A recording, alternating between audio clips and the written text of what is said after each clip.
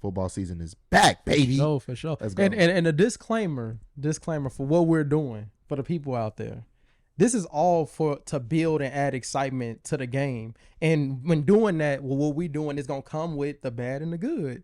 So if you don't want to be on the bad side of what we saying, then you just got to work harder. You know what I'm saying? Like we don't have malicious intent in doing what we doing. You know what I'm saying? It's the nature of it. Like I have one time we have posted somebody getting mossed. I ain't gonna say who it was, but we posted somebody getting mossed, and they hit the page up like, oh, you made me look bad. I'm like, how did we make you look bad? You know what I'm saying? Like, you got mossed. How did we make you look bad? You feel me? But it's like a lot of that where it's like our job is to highlight. So in us highlighting one athlete, some athlete has to be on the bad end of that. I'm putting in all this work in the all season. All season, I can dominate all season. Put in work in the all season. All season. So I can dominate all season. Put in work in the all season. All season. Welcome to another episode of the Off-Season Podcast. This is episode 24. Kobe. Yep, shout out Kobe Bryant, RIP Mamba. To my left, we have FA, and we have Dan, and then we have myself on the ones and twos. Episode 24, man, we constantly moving. We constantly getting this going. I know last episode we talked about a lot of things in regards to like basketball, NFL stuff, along with the local high school things. This episode we're gonna kind of repeat the same formula. I know last episode I mentioned that with the high school football season coming about, it's one of my favorite times of the year, really. Honestly, this time of the year is my favorite time of the year because football is starting. You know, we had, Hard Knocks is going on for the Bears. NFL preseason just got rolling last week. High school football in Illinois and Indiana is starting soon. I believe majority of Indiana that we're covering starts next week, and then Illinois the following week after that. One of the main reasons I'm excited for us to be covering high school football specifically is because we're going to be paying attention to a lot of the top teams in the state, a lot of the top players, a lot of the maybe dark horse players as well. We're going to have a lot of weekly predictions. And then also the thing that I'm excited for as well is our game of the weeks that we're going to be following as well. I kind of want to give a brief preview of what our game of the week is going to entail. Pretty much it's just us wanting to come to the local high school games that we feel that may be the most important to spotlight. I know there's a bunch of like important games that's happening over the course of the season. I know in Indiana, to start off week one in Indiana, there's Lake Central versus Munster. I know that's a big rivalry. They usually start off playing each other every year, I believe. Like usually it's week one. I could be wrong about that. But then also I know Crown Point versus Merrillville plays each other in week 3 of the Indiana high school football. That's also going to be a good game. We mentioned that last episode. Even Noah Ehrlich mentioned that's going to be a big one for them to open up conference play. And then the Crown Point also plays Valpo for Indiana high school week 6, which is also going to be a good game for them as a challenge to Crown Point. What do y'all think about that one? Like, that's going to be a nice one for sure. Yeah, that's kind of like the run, the 3-team run for that conference is Valpo, Merrillville, Crown Point. So we'll see if one of them can knock Crown Point off. But it's looking, if I had to make a prediction, I'm going to say Crown Point gonna run it back for sure. That's definitely a game we got to eye, though. Will we be there? Who knows? But that's definitely a game that should be on our radar as well. And then even switching it over to Illinois, I know we love covering Morgan Park and what they're doing over there. They got, week 1 they play in Illinois, they play Marist. And then they also play Kenwood. I can't remember which week they play Kenwood, but they're gonna be playing Kenwood this year as well. Also in Illinois, Lincoln Way East they got some good games that we was eyeing as well. They got a nice little quarterback that's already committed to Oregon. Yeah, Charles Williams. Yep, exactly. Played at Bolingbrook the last 2 seasons. Yeah. Was already a star at Bolingbrook since his freshman year, and in sophomore year he played well. Going into his junior year, he's already committed to Oregon. So we definitely excited to see how he plays this season. But also with the team, they got some good games against Maine South, opening up their high school football season week 1. And then Loyola, is also somebody we're eyeing. Loyola, top dogs of the Catholic League. They're playing East St. Louis to start off their Illinois week 1 game. And then they're also going to play Mount Carmel at the end of the season, similar to last year. it's gonna be a good game that we eyeing as well. So it's gonna be a lot of good games, man. The game of the week, we're gonna figure out which ones to get to. We may have the fans help us pick it, but definitely a lot of the games that we're gonna be eyeing this year are the ones I just listed. But also it may be some ones we may have missed. You know what I mean? It may have been some rivalries that we don't know about that people may be interested in and that we need to follow. So I'm definitely excited for that with the games of the week. What do y'all think? Yeah, lots of good games. Some weeks we're gonna have several good games. So make sure you're looking out at our story, at our socials for chances to vote on these games too. We want to hear from you guys which games you guys want to see, which games you guys think are big as well. Definitely. Yeah, because, I mean, honestly, we can think that a game is the best game to go see, but honestly, it's really for the people that's watching us. We want to cover make sure we're not missing the coverage of the top games in the state of Indiana or the state of Illinois as well. But we also, going into the high school football season, we have some high school weekly predictions. I know this week we're probably just going to cover, since Indiana is starting the following week next week from when we record today. We're going to probably go over a few of the conferences in Indiana to touch upon. I know Duneland is one conference that we want to hit on as far as their week 1 predictions, as well as the Northwest Crossroads Conference in Northwest Indiana. Who do y'all got for your high school week 1 predictions? Let's start with the Duneland. What do y'all think? Duneland. Duneland Conference up there on the southern tip of Lake Michigan on the Indiana side. Number 5 in our power ranking from the preseason power rankings, we have Michigan City. Michigan City is facing off against Warsaw for the second year in a row. They lost 17-13 last year to Warsaw, but 35-7 they got thumped the year prior.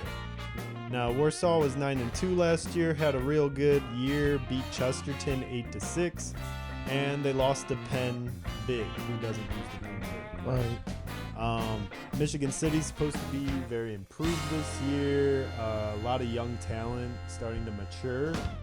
Maybe it can push them to that next stop. What do you guys have prediction-wise for this game? Just to touch upon that, I know Michigan City, that's what we saw at, what was that, Munster? Yeah, the one thing, I think we even mentioned this last episode, the thing that we took away from Michigan City is that they secondary is it's crazy. They was shutting shit down. Like, I remember one play we saw, you called it a PI, and the kid looked back at us like, and then the next play he made another big play, and it wasn't PI. Then he made another big play after that. I can't remember which kid it was because they wasn't wearing numbers, but they secondary was stopping everything. It seemed like I don't think I saw a long pass caught on them, especially not in the end zone when we was watching them at the 707. So that's one thing that I think that they got coming into the season is a great secondary defense for sure. What do you think? And then I also feel like the maturity of the team, they had the coaching change. So Coach French, came in, took over the program. So I still feel like, implementing his system and the guys adapting into, his philosophy. So yeah, just going out to Munster and seeing them play,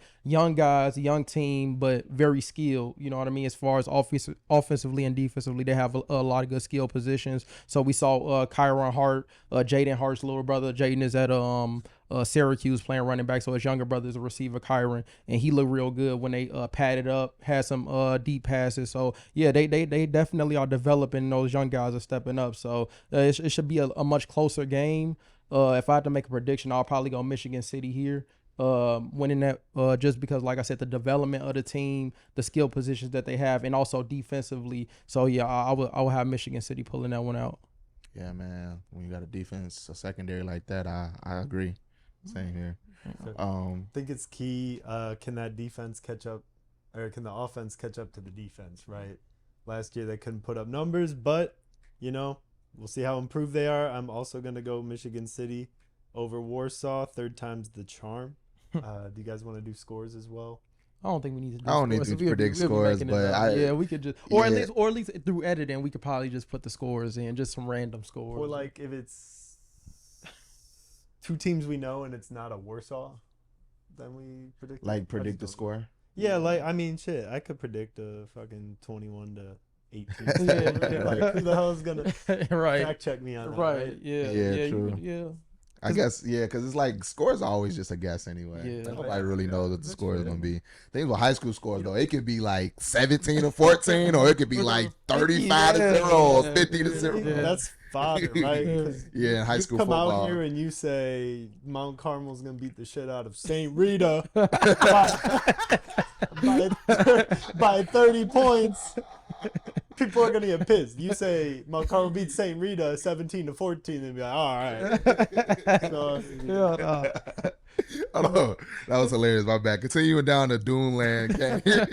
Week what? As I mentioned earlier, a few minutes back, we got Lake Central versus Munster. That's a big rivalry. They always play each other a lot, very consistently. We used to go to their games a lot before our games in high school. That used to be like our thing at TF South to just, get a little feel of like some Friday Night Lights high school football action. We would always go to the Lake Central versus Munster game, and it was always a great environment, always a great crowd. And most times it's usually a good game. But what are y'all takeaways from that? Predictions on that? Both coming into Lake Central Munster, right? Yeah, Lake yeah, Central but Munster. both coming into coaching changes. So Coach St. Louis is coming from Elkhart, I believe. He's now the head coach at Munster. Coach who? Coach St. Louis. That's his name? Yeah. His name is St. Louis. Yeah. Nice. He's coaching at Munster, and I don't remember I believe the Highland coach is at Lake Central now. So both going through coaching changes. Mm-hmm. A lot of athletes at Lake Central. However, Chase transferred from Lake Central. We talked about a little bit in the last podcast. He transferred to St. Lawrence, and that was their quarterback. So they did lose a quarterback. Not sure who they have stepping up into that role. But yeah, for sure, Lake Central does have the athletes. Does have some good linemen. So for my prediction, I would go Lake Central on that one, just because Munster has to get acclimated to the new coaching and new plays, and it's just a different system. So it'll probably take a little bit of time for them to mesh and have some success. So I'm gonna go Lake Central. Yeah. What about you, Dan? yeah, Lake Central 5-6 last year. As you said, though, quarterback transfers to St. Lawrence. They also got blown out by Merrillville, Crown Point, and Valpo, all three of the top teams in their conference last year. Not close games. However, Munster, this isn't basketball season either, and I think Lake Central, having an okay season, they're still probably gonna take Munster here. Coming from a better conference, bigger school to pull from players. Lake Central blew out Munster 46-14 last year and 47-0 the year before. So, this matchup has gotten a little bit out of hand the last couple years. Very lopsided for Lake Central. So, I'm thinking this could be 40+ going Lake Central's way again. Yeah, and I think the only bit of offense that they had last year was DJ, the running back, and he actually led the conference in rushing yards. He graduated, so that was like their primary means of offense. And losing him is like who steps up and scores touchdowns for Munster, so put points on the board. So yeah, I just think they have to find that guy over at Munster. I haven't heard of any transfers coming in or any guys that they might have now. So yeah, I would just say Lake Central.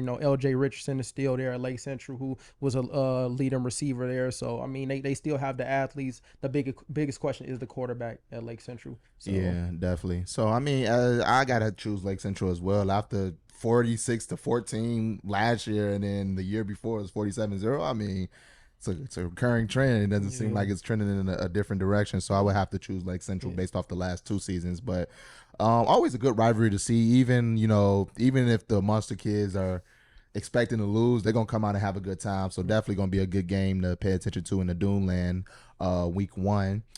We also, another game in the Duneland week 1 Duneland conference is Valpo versus Penn. Who do y'all have there? Yeah, that's Valpo, our number 3 from the power rankings a year ago. Really interchangeable with Merrillville there in the second spot behind Crown Point. They have lost to Penn 38-21 last year and 35-6 the year before. So Valpo, being a good team, still not really able to push Penn. Valpo played Crown Point really close last year, 19-14. Not a lot of teams can say that. They returned their starting running back Thomas Berta. star kicker. Yeah, I said that. Star kicker. No, That's facts, because bro. Dan used to kick in high school, though, so he gonna definitely vouch for No, the but kickers. I like showing love to the kickers, bro. Like when I Yeah. saw it, looking at the stats, like total points, he led the DAC in total points. I'm like, man, who is this? And he turned out to be the kicker. I'm like, oh, because you don't see too many skilled kickers at the high school level. So like seeing that, Oh, so he's like that. yeah, Okay, he's okay. legit. So yeah, like I love seeing that, so Complimentary too to their style of play, right? They get big linemen and they want to ground and pound. Two running backs combining for close to 1,000 yards each. So they keep the ball on the ground. They want they want ball control, time of possession, keep the ball out of your hands, and then play fundamental tough defense, right? So do they have enough explosion to compete with the top of the top? We've yet to see that. Maybe this year they can break through, but I'm taking Penn in this one. Closer game though. Let's get it within a score. yeah.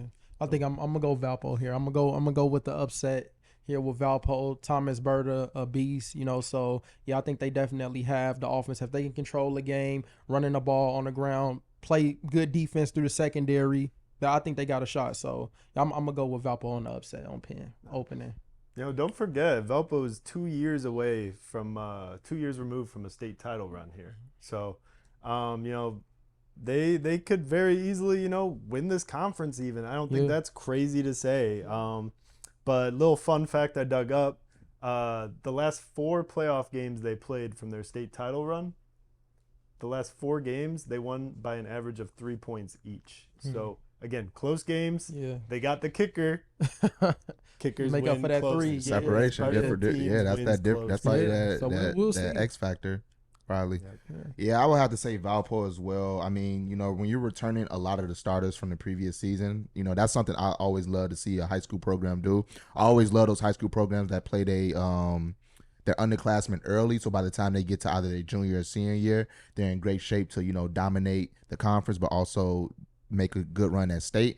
But we're returning another starting class, and I think that puts them in great shape to kind of keep that going, and maybe make a shot at the conference. Maybe we even mentioned that may be a team that may challenge Crown Point sometime down the road, but we'll see. So I definitely have to go with Valpo for that one too, strictly off the fact that they're returning a lot of starters. I like teams that have that. That gives me a lot of confidence with them. A couple more games in the Duneland week 1. We have Merrillville. Sorry, wait 1 second. Merrillville, Adrian. And Andrean, sorry. Excuse me.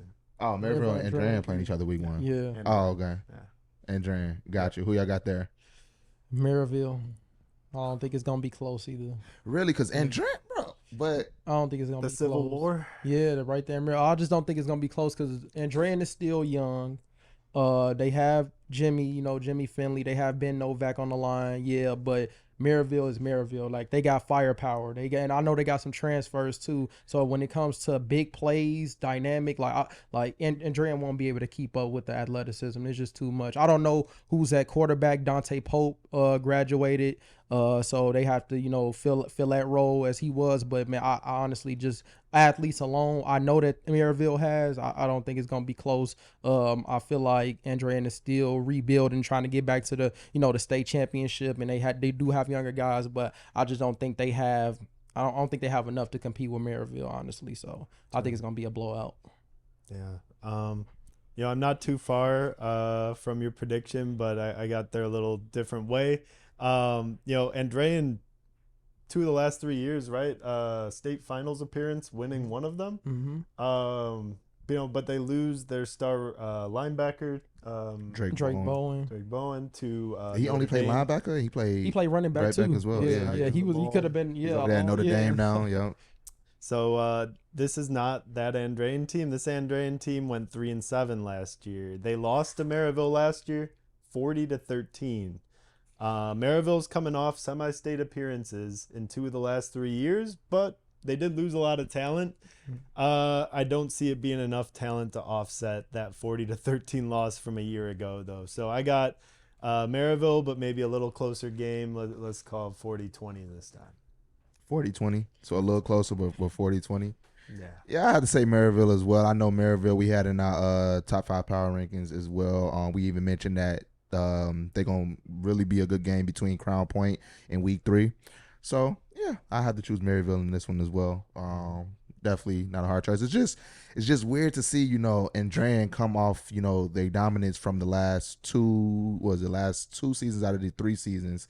You said they made state appearances, winning 1, and now they're kind of like in that window of maybe it's a rebuild. They still got young players. Maybe they're, bringing up a lot of those underclassmen to get that experience. So by the time they hit their junior or senior season, they're prepared enough to, maybe make another shot at the state title, but we'll see. Andrean, they've consistently been good, but right now it's probably just a downtime for them. But they're probably looking to, rebuild back. Maybe not this season, but the following season. We'll see. We'll definitely see. Coming up also is Crown Point. Who we have Crown Point playing week 1?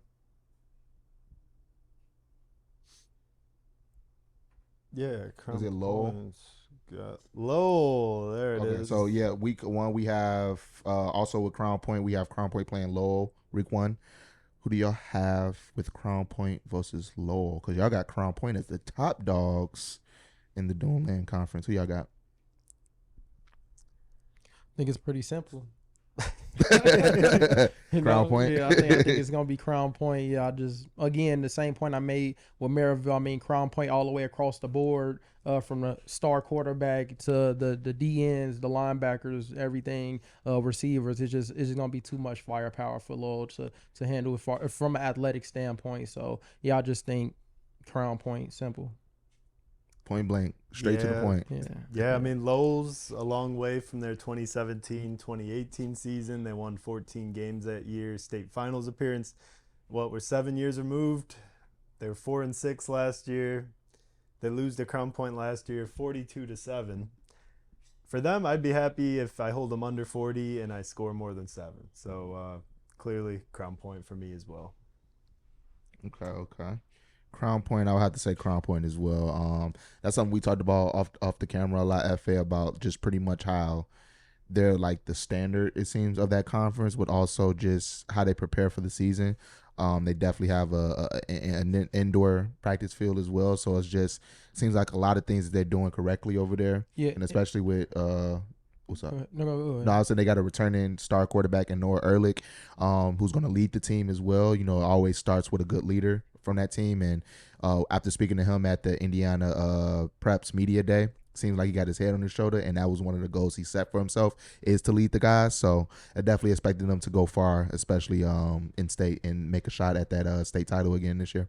Yeah, and for me, honestly, the biggest reason why Crown Point is dominant has nothing to do with what they do. Nothing to do with what they do on the field. Like when I watch Crown Point, I look at their Instagram. I believe a couple nights ago they had like a mom night where they had all of the moms in the film room watching football, engaging with them. Just the moms, bro. Like you don't see teams doing stuff like that where you're engaging the community like that. That's what matters when the people know that they're playing for something. Like they have Crown Point pride where the parents know what's going on, the coaches know what's going on, the kids know what's going on. That's a true culture when you're involving everybody in the community with football and you have the support and the backing. That's what's going to push you to a state championship. So for the programs who can't understand why they don't win games, why their kids don't buy in, all the things that's wrong with the program is because you're not getting everybody engaged. You're not doing things outside of the X's and O's. Like you can know as much football as you want, but that's not going to get the kids to buy in, to trust you, to love the program. Like it's just not. So you can give any team the Tampa Bay Buccaneers playbook, the Jets, the whatever high level playbooks.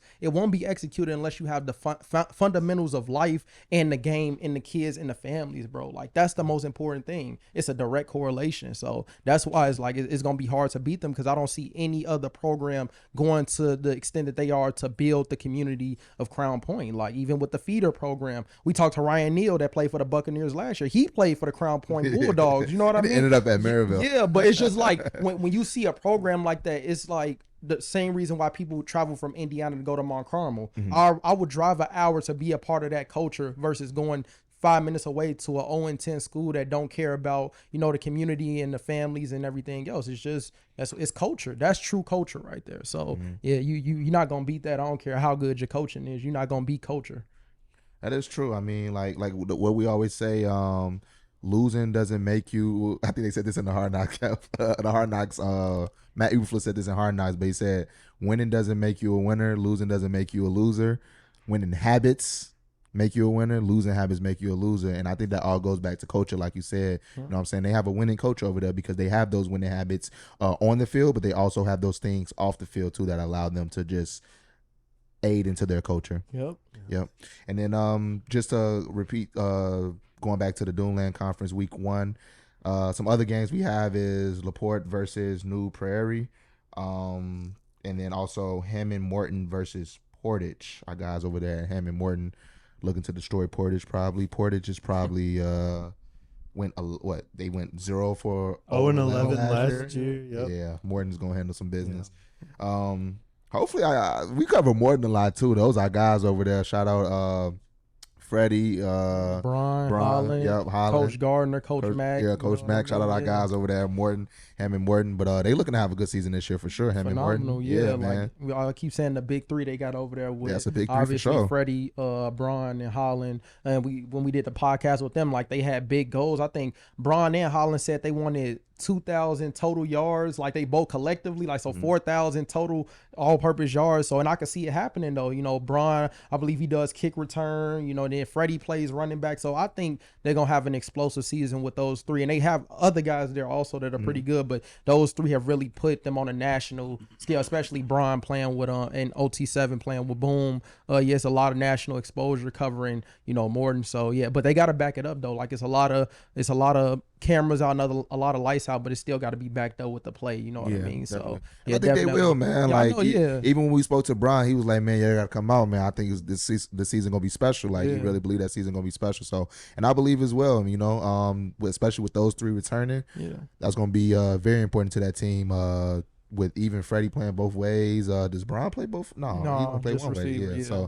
So yeah, it's gonna be definitely good. They got to get the job done, man. They're like, all of that is cool, but they're eyeing sectional. Like they haven't been able to get over that hump, sectional championship. So I know that's the goal, and they're gonna probably more than likely have to see Merrillville again, and that's gonna be the true test. So yeah, we'll see. But I know they gonna ball. Definitely. Any last thoughts on the Duneland Conference, Dan? No, it's gonna be a fun one to cover though.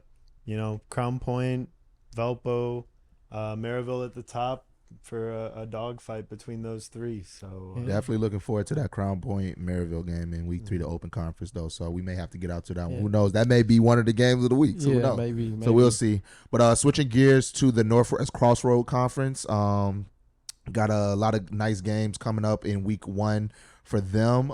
Starting off with Highland versus Griffith. Highland versus Griffith. Who do y'all got for that? I'm gonna take Griffith. I got a chance to see Griffith over the summer at a 7-on-7. They played TF South, and they definitely look good. They look put together. I would say that over South though. Yeah, over South. They dominated South actually, but let me not. Yeah, but Griffith looked good. Didn't get a chance to see Highland this summer, but like I said, they lost a lot of pieces.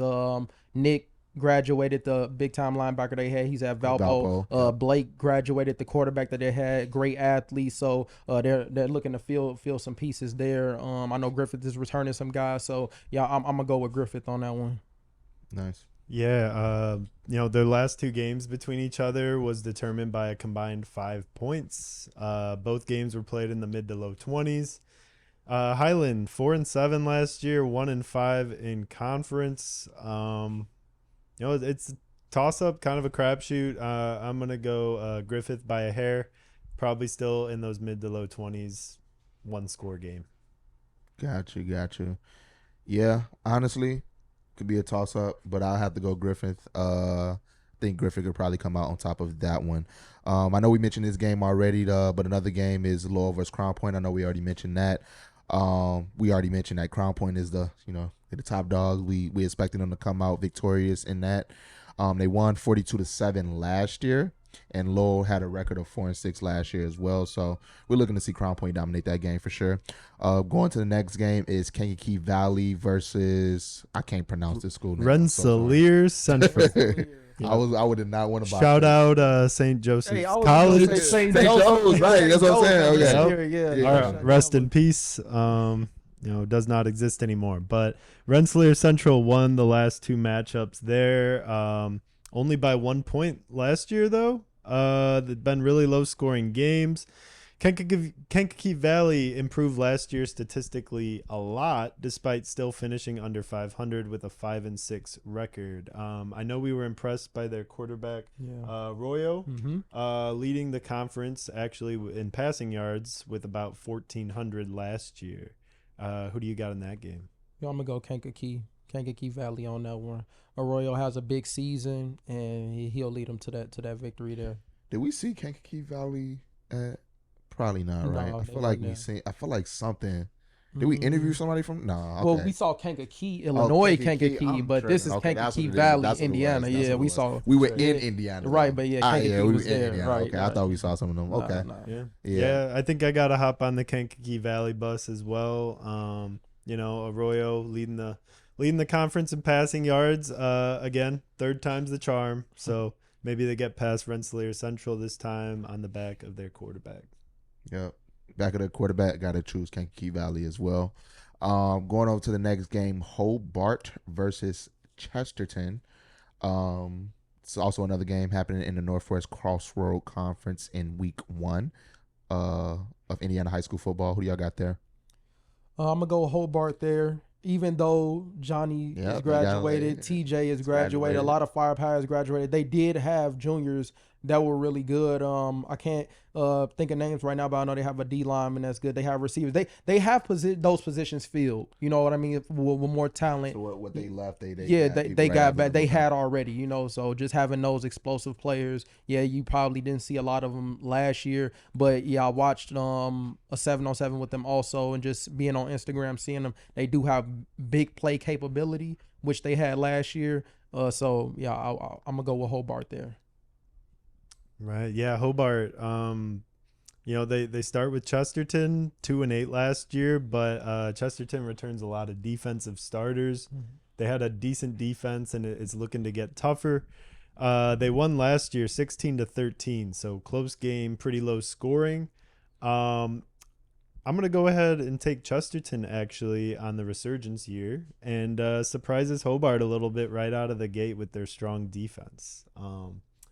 Now, I just want to point out to you guys, imagine this Hobart team with Noah Ehrlich at QB, right? Yeah. Because he was there. Oh, he was at Hobart. Yeah, he was at Hobart. I forgot about that. Yeah. Those 2 years. Wow. So that could be a top, team in the state as well if he had stayed there. Could be. You think he could have Bro, it's been crazy the shifts because Johnny, that's what I'm saying. Yeah. Like, he could have challenged Johnny for the start position? I don't know. What you about to say about Johnny, though? No, I was saying Johnny came from Lake Central.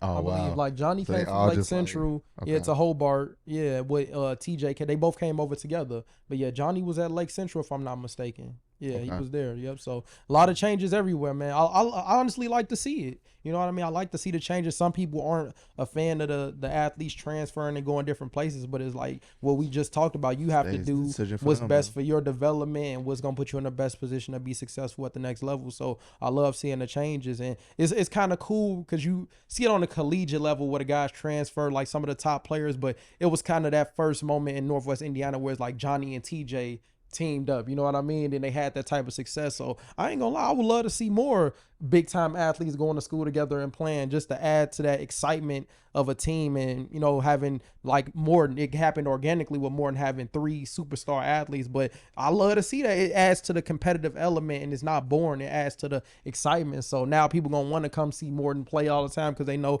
they got 3 superstars. You know what I mean? People came to Hobart to see Johnny and TJ. So yeah, I like it, man. They should keep doing it. I ain't gonna lie. Yeah. But that's another conversation on transferring and recruitment. Yeah, in this game between Hobart and Chesterton, I gotta choose Hobart. You know what I mean? Chesterton didn't sound like they had too much of a good season last year. 2-8.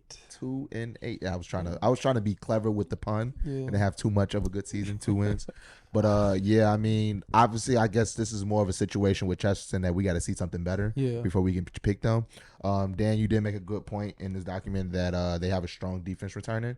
But I mean, they went 2-8 with that defense last year. So are we gonna see something And that different goes with back that? to my.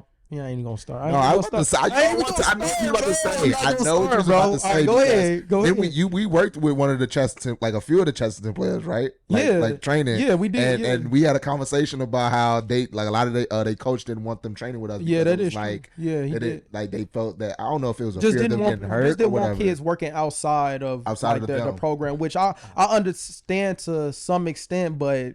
Was that what you about to get at? Well, no, it wasn't what I was about to get at, but that's a Okay. good point. What I was about to get at is my point of offense is win championship and defense is have a great defense, go ahead, but it ain't gonna win you no games. And we had this argument last year. We're not about to get into this argument. He thinks defense wins championships. I definitely Offense disagree. wins you games. I said offense wins you games. Defense wins you And then championships. I compromised with him. I said, okay, defense wins you championships, but offenses get you there. You won't get to the Super Bowl. You're not getting to the finals without offense. So you can say defense wins it, but I'm telling you, you will never see a national champion nothing without a high-powered offense. You ain't never gonna see it. You never gonna see that. So we can keep running with this old school mentality. Your defense win championships. Okay, you take a great defense. I'll take a great offense, and I bet I'll beat you 7 times out of 7. Is it too late to change my prediction? So I look at this defense. It'd be great if they improve, but looking a little more in depth at this offense, I don't know if it's actually like, even if they take a step, it's not going to be enough. They need to like take 5 steps or maybe walk a mile in order to improve, because they scored more than 2 touchdowns twice last year. Yikes. Twice. They scored more than 2 touchdowns So against offense Portage. was a middle problem there, probably. Portage and LaPorte, the 2 worst teams in the conference. They scored more than 2 touchdowns. Every other team, it's 14 and below. So I'm gonna go ahead and flip that to Hobart. You're not on the upset train no more? Nah, you can't. He hopped off that upset train real quick. 28-14. Next.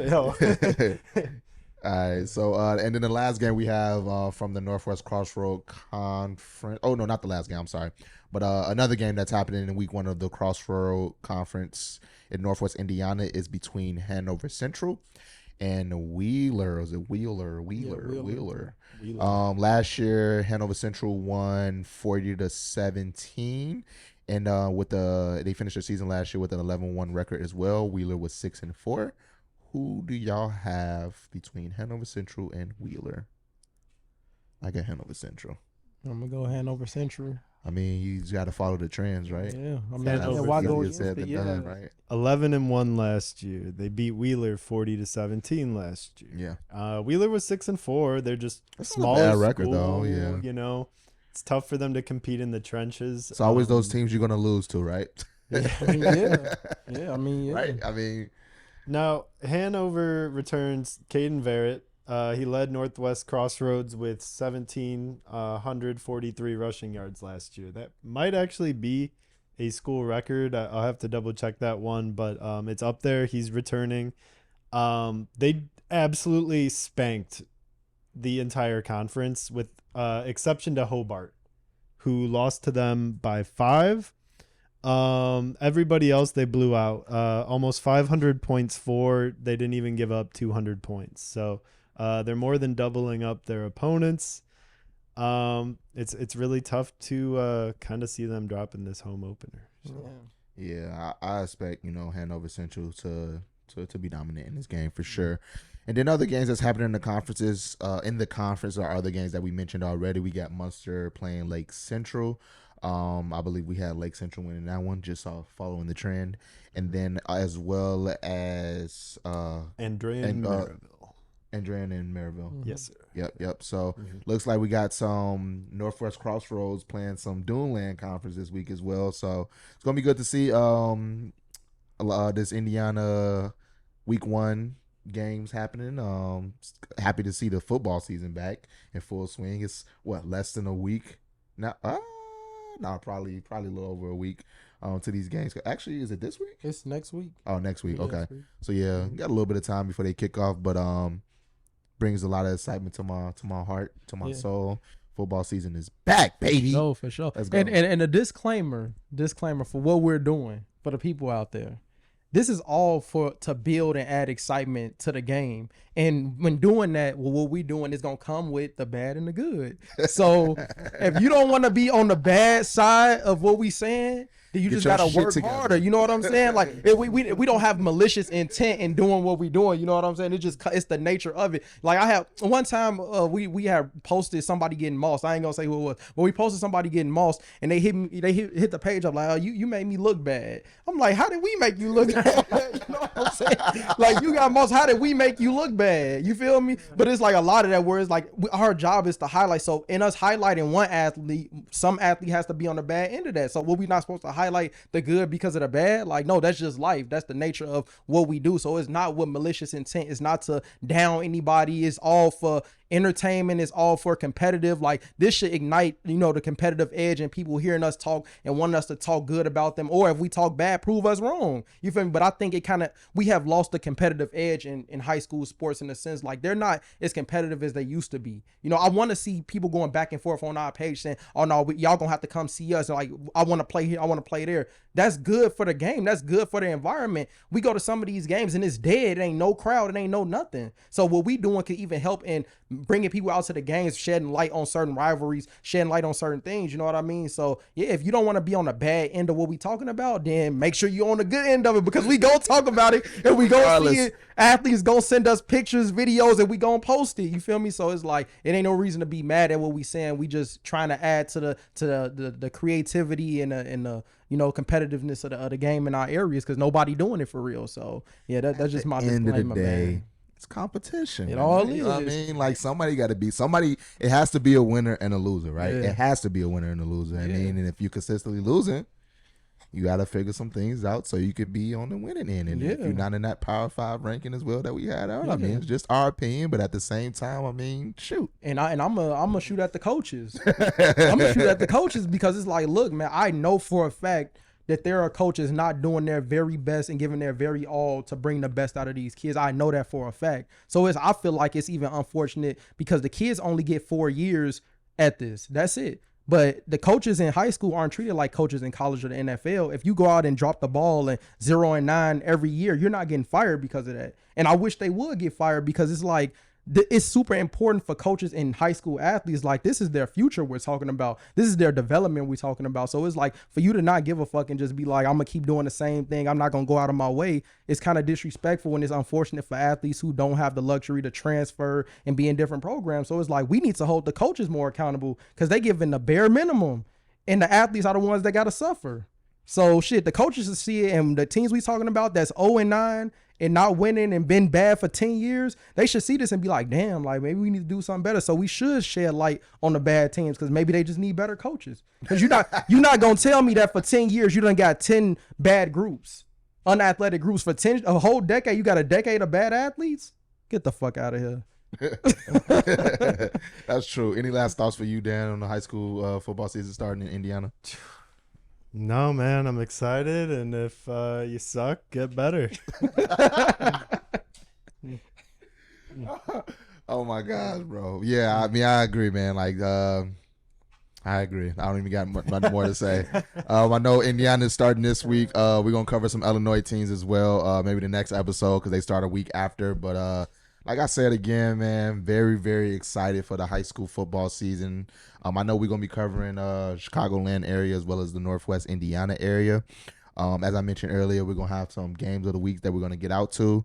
And then we're going to also have some weekly prediction and things like that. But really, really excited for the high school football season. I guess I don't know if I'm more excited for Illinois or Indiana. Who y'all more excited for, Illinois, Indiana?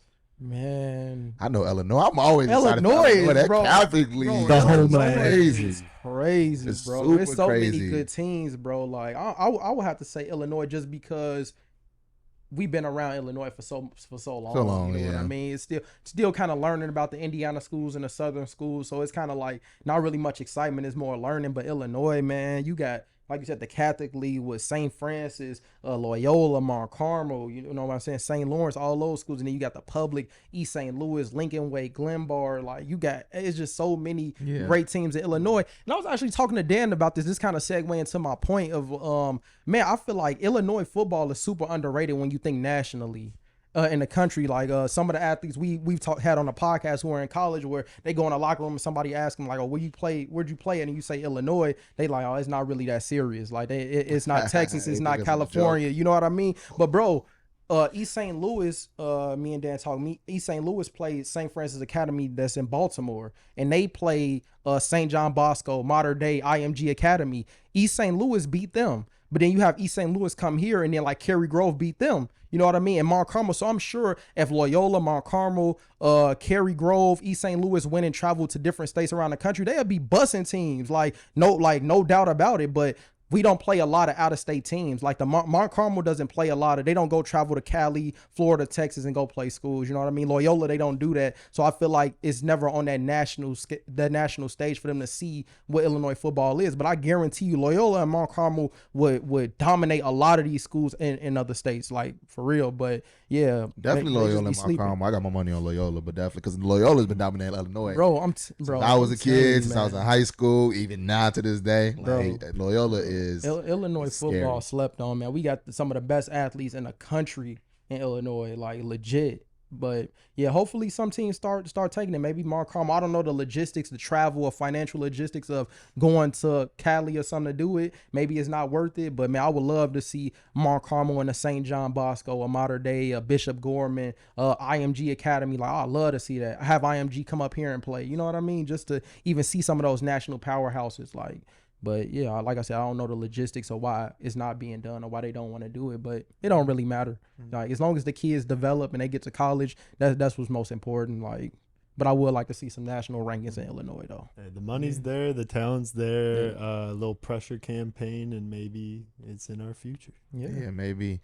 Yeah, man, stop sleeping on Illinois football. Even Ryan Neal made a point though. It's also some good ballers in Northwest Indiana as well in the 219. He takes pride in that as well. So. Yeah. You know, he lives in Florida, so he understands why a lot of the players the coaches and stuff look at the Southern teams in Texas and Florida when it comes to high school football. But he was saying we got some ballers up north as well in the Midwest. Midwest as well. Y'all Southern and Western schools, man, slide out here and get this work, man. Stop playing. You talking like you still in high school, bro. You talking like you got the pad up against them. Bro, I'm telling you, man. Our athletes, bro. I got faith in our athletes, man. It's more that how Ryan Neal said, like, I want them to have the exposure. Like, I hate seeing the national rankings and national players are released, and it's like you never really see the Illinois athletes really get in that. And Brian, obviously, this summer with OT7, he did, but it's so many great athletes. You know what I mean? I just want them to be on that stage. You know, I don't know. It's just something in me that wants to push these athletes to the absolute highest level possible. Like, when you think football, high school football, whatever football, you think Illinois. Like, that's how I want it to be. I want it to be that type of effect. You feel me? So maybe everybody don't really care, but that's just what I want to see because I know the athletes deserve it for real. Yeah, definitely. If y'all don't have anything else, we're going to take a break real quick, and then we're going to segue into the next topic.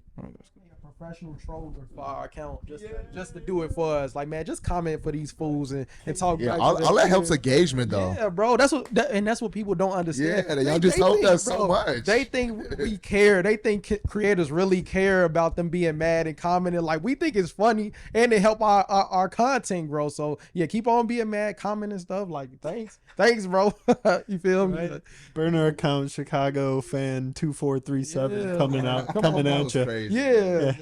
Yeah. Whatever. I don't know. And it's an opinion, man. It's like my opinion is my opinion. You could disagree, but don't get in a pissy mood. But that's just the nature though, because you don't even have people when we highlight athletes and do good for athletes. They don't hit the comments like, man, I love what y'all doing, this and that. A lot of people do. But I'm saying it's always gonna be the hate that's gonna stand out more than the love, you know. Yeah. And that's why like I know we doing something good. So it's like when people comment, it's like, bro, all right, you just don't have nothing else better to do. Like, who cares, bro? Who cares? Yeah. All right. So all right. So our next segment. All right, way, Dan. So we thought we could do something a little bit fun, kind of allow us to spotlight and showcase some different teams as well as some different players. So we wanted to draw up some betting odds to kind of, preview this upcoming season and make some predictions, some bold claims about how this season's going to go for some teams. and for some standout players as well. So we wanted to go ahead and do this by conference, and we're going to start out with our Chicago Catholic League. Very talented league. Probably the best league in the state of Illinois. Yeah. I mean, they had 5 state finalists last year, and that's actually where our betting odds are going to start. So will the conference have over or under 4.5 state finalists this coming year? They had 5 last year. The winners last year, Loyola Academy, Mount Carmel, and Nazareth. Losers who made the finals, Joliet Catholic and St. Lawrence. Think you've had over 50 champions from the Catholic League, I believe, since the Illinois State format started in 1974 with the different divisions. Yeah, right. That's crazy. So you said 5 state finalist appearances. Yeah. Practically last year. And what do we see? Do we see more or less this year? I gotta say, who do we see going back? We definitely see Loyola goes back 100% because they returned like a phenomenal class and they went undefeated last year. Mm-hmm. So definitely Loyola. I know we mentioned that Mount Carmel had a lot of people leave, so. Will they make it back this year? Who knows? They always got a chance. They always got a chance, though, right? So I'll say a possible there. That's possible there. Possible. Okay. Do y'all see? I know St. Lawrence made an appearance. Did St. Lawrence? I'm a big St. Lawrence fan. They're getting Lake Central's quarterback, as well. Big St. Lawrence fan. Yeah, St. Lawrence, Nazareth. Nazareth has consistently made it to the state finals. I know. Bringing back Gabe Kaminsky, the Stanford edge rusher. So they're stacked. I'm gonna have to say less. I think I'm gonna have to say less. I'm gonna say like less. I think last year was probably like a good year and it may have been an anomaly. I'm gonna have to say less this year because even one of the teams that made the state final started off with an 0-4 record, right? Nazareth. Nazareth and ended up making it to and winning the state final. So, I mean, will we see them do the same thing this year? Who knows? Maybe they might start off with a good start and continue that wave all through the season to the state final. But I don't know. I guess the main thing is just the Mount Carmel. Will Mount Carmel make it back? And that makes me think that it may be less. Or will another team like St. Rita make an appearance? Who knows? So I don't know. Mount Carmel, Jack Elliott is coming back to lead that team. So I mean, when with Mount Carmel, anything is possible. That's why I said it's a strong possible. They did graduate a lot of guys, but I mean, you will never count out Mount Carmel. Never. So you know what I mean. I think for sure Loyola. Man, damn, we talked about. We didn't even mention this. Loyola. What is it? 19 games. 19 game win streak. Oh yeah, they going back to bro. state. 19 games. In fact, they've already won. Their last loss was Mount Carmel week 9. Was it 2022, 2023, or 20? What year was it? It was 2 seasons ago that they lost to. They went undefeated last year, and then 2 seasons ago they lost to Mount Carmel week 9. Yeah, so and that was the last time that they lost a game. Like, bro, 19 straight games. I still gotta go. Is one of the bets if Loyola goes undefeated again? Because I think we do have a Loyola bet or 2 actually coming up, so we'll hold on to that for a second. But Loyola returns star quarterback Ryan Fitzgerald. Don't want to get into his stats yet. Little hint at what betting odds are coming. But I'm going under 4.5 too. That 5 is crazy. Is that crazy, a record? I don't know, but I just think that's like for 1 year. That's something that happened. That's something that's special that happened last year in the Catholic League. Obviously, the fact that you can get 5 Catholic League teams into that state final. So I mean that's something hard to do, and it's not being done often, especially with the teams that we cover. So I would have to say under, what I mean. But or maybe they can prove us wrong and they can get more. So we'll maybe see. Or the same amount. So. And it don't add to the conversation of it being unfair in Illinois as far as Catholic versus public. It definitely doesn't add to that. I know it was some talks about that. Mount Carmel always going. Loyola is like, how is it fair for us to compete against them? I mean, that's another conversation. I don't have to get into it, but it definitely don't help for the people that's mad about Catholic schools dominating the Illinois state playoffs. Like 5 going and 3 winners. It's only 8 classes. So. Hey, helps when you can recruit though, right? Yeah. So next betting odds we have is St. Rita Mustangs had 8 wins last year, 5 losses. Question is, will the Mustangs have over or under 8.5 wins? So can they do better than their 8 wins last year? Over the last 5 years, they've averaged 9 wins per season.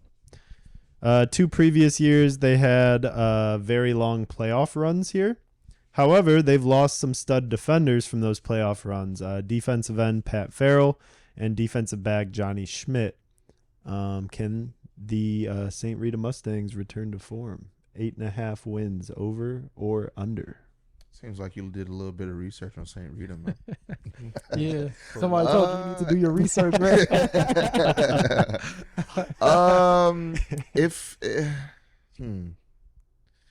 Catholic League, man. I don't know. It's always different in the Catholic League. I would have to say, Couple of those wins, by the way, they went to they won the Prep Bowl. So Yeah, they beat after Kenwood. they get bounced from the playoffs, they had a few extra games. They did do very well. But is that bolstering that win percentage? I'm gonna go ahead here and say under 8.5. I'm gonna go in that 7-8 range, maybe. Still have a good year, but I mean, I think Loyola Academy, Mount Carmel, right off the bat, that's probably 2 losses. And they got Brother Rice. You got a couple other difficult games you're gonna run into. Give me the under there for the Mustangs. I got to go to under too. I would have to go to under. I mean, I don't know too much there is about St. Rita, but as far as what you listed here, I mean, everything points in the direction of under to me. But maybe they may prove us wrong. You know what I mean? Maybe they may have a great season and they can, shut us the hell up. But as of right now, I'm taking the under. I think I'm gonna take the over, man. I think they hear what we talking about. I don't think they like it, bro. I think they're gonna be out to prove us wrong. So I'm gonna take the over, man. St. Rita, y'all gonna get 9. I don't get 9. If only their fans could play for their team. Yeah. Who knows? Maybe. Yeah. All right. What's the next one you got? Great stuff. Next up, we got Loyola Academy. Probably most dominant team in Illinois over the last couple years. Ryan Fitzgerald, son of Northwestern legend Pat Fitzgerald. I think he was 2-time Defensive Player of the Year in the Big Ten when Northwestern surprisingly had good teams in the 90s. Later coached the best Northwestern football teams of my lifetime. So his son Pat dominated last year. 2,700 passing yards, 34 total touchdowns. Is he going to be able to get 35 or more total touchdowns? Can he pass for over 2,700 yards? Are those numbers going to jump? I'm taking the over. I'm taking the over. Anything Loyola, I'm taking anything Loyola, I'm taking the over. But also, is he returning for his senior season? This is senior year. That's what I'm saying. So you perform like that your junior year. You know what I mean? Like, I'm expecting you to do nothing but be greater your next year. Especially with them going 11. What, they went 11-0 last year? What was it? 14-0. 14-0. Okay, so 9-0 in the regular season, and then they're returning majority of those players. He was a star quarterback last year. I would expect him to do better. I would expect him to do great things, you know what I mean? And then coming from a legendary, defensive you all player know at that Northwestern, his dad is an assistant coach there too. I don't know if you all knew that. Like, so He's it helped. coach at Loyola? Yeah, like he helps coach now. Yeah. Bro, in the state They championship expect game, he nothing was but in the excellence. booth. He was up top. Pat? Yeah, Pat was up top. That like, doesn't seem fair. bro. Yeah, that's what I. Yeah, That's what I said. But I mean, bro, they. But at the same hey, time, I'm expecting nothing but excellence. Right, When you bro. perform like Like- that last year, and you're coming in off a state championship and off a great season like that, an undefeated season, Bro. we might as well expect the same thing, if not better. The fall, like, you know what I mean? Like, You pass the test the first year, you go 14-0, you get the keys to the car, right? Yeah. Coach maybe opens up the playbook a little bit. In addition, he's got Donovan Robinson coming back, 6'3" freak, playing wide receiver, return man, linebacker, safety. He's all over. But Washington commit. So he's got him to throw to, 6'3". And he's got Brendan Loftus, a 6'7" tight end, monster of a human being. 6'7" tight end. Yeah, Gronk-like out there looking. Bro, you should have seen it, bro. In the, so I watched the state championship game. I probably watched this game like 5 times just studying it. And man, like even Drew McPherson The running back, super bro, balling. Him and Ryan Fitzgerald, like in that game on the ground, like man, that they carry Loyola to a state championship with the run game, bro. But yeah, he got all of his weapons coming back, bro. All of them coming back. So yeah, I'm excited to see what they do, man. Yeah, I always say, man, I love seeing underclassmen being dominant, and then when you coming back for your senior year, I mean, what else can you expect differently other than for them to perform way better than they did last year? So I got to take the over on anything Loyola is coming up. So I'm gonna take the overs as well. I guess we got to give Noah Ehrlich's contact info to Ryan Fitzgerald, so Ryan can tell him how it is throwing to Brendan Loftus, because Brendan's actually going to Miami of Ohio. Yep. He's committed to. I was trying to see where you was going there. I'm like, wait, what? Yeah. Miami, Ohio. Okay, that makes sense. Also, just shout out Miami, Ohio, apparently. But Gavin Hagan, top Providence wide receiver, offered there as well. I don't know if which way he's leaning on that recruitment, but maybe we end up having a little region college football team there in Miami of Ohio. So That'd be nice. Sure. yeah. That'd be nice. All right. Next betting odds we have here. Mount Carmel averaged a whopping 38.7 points per game last year.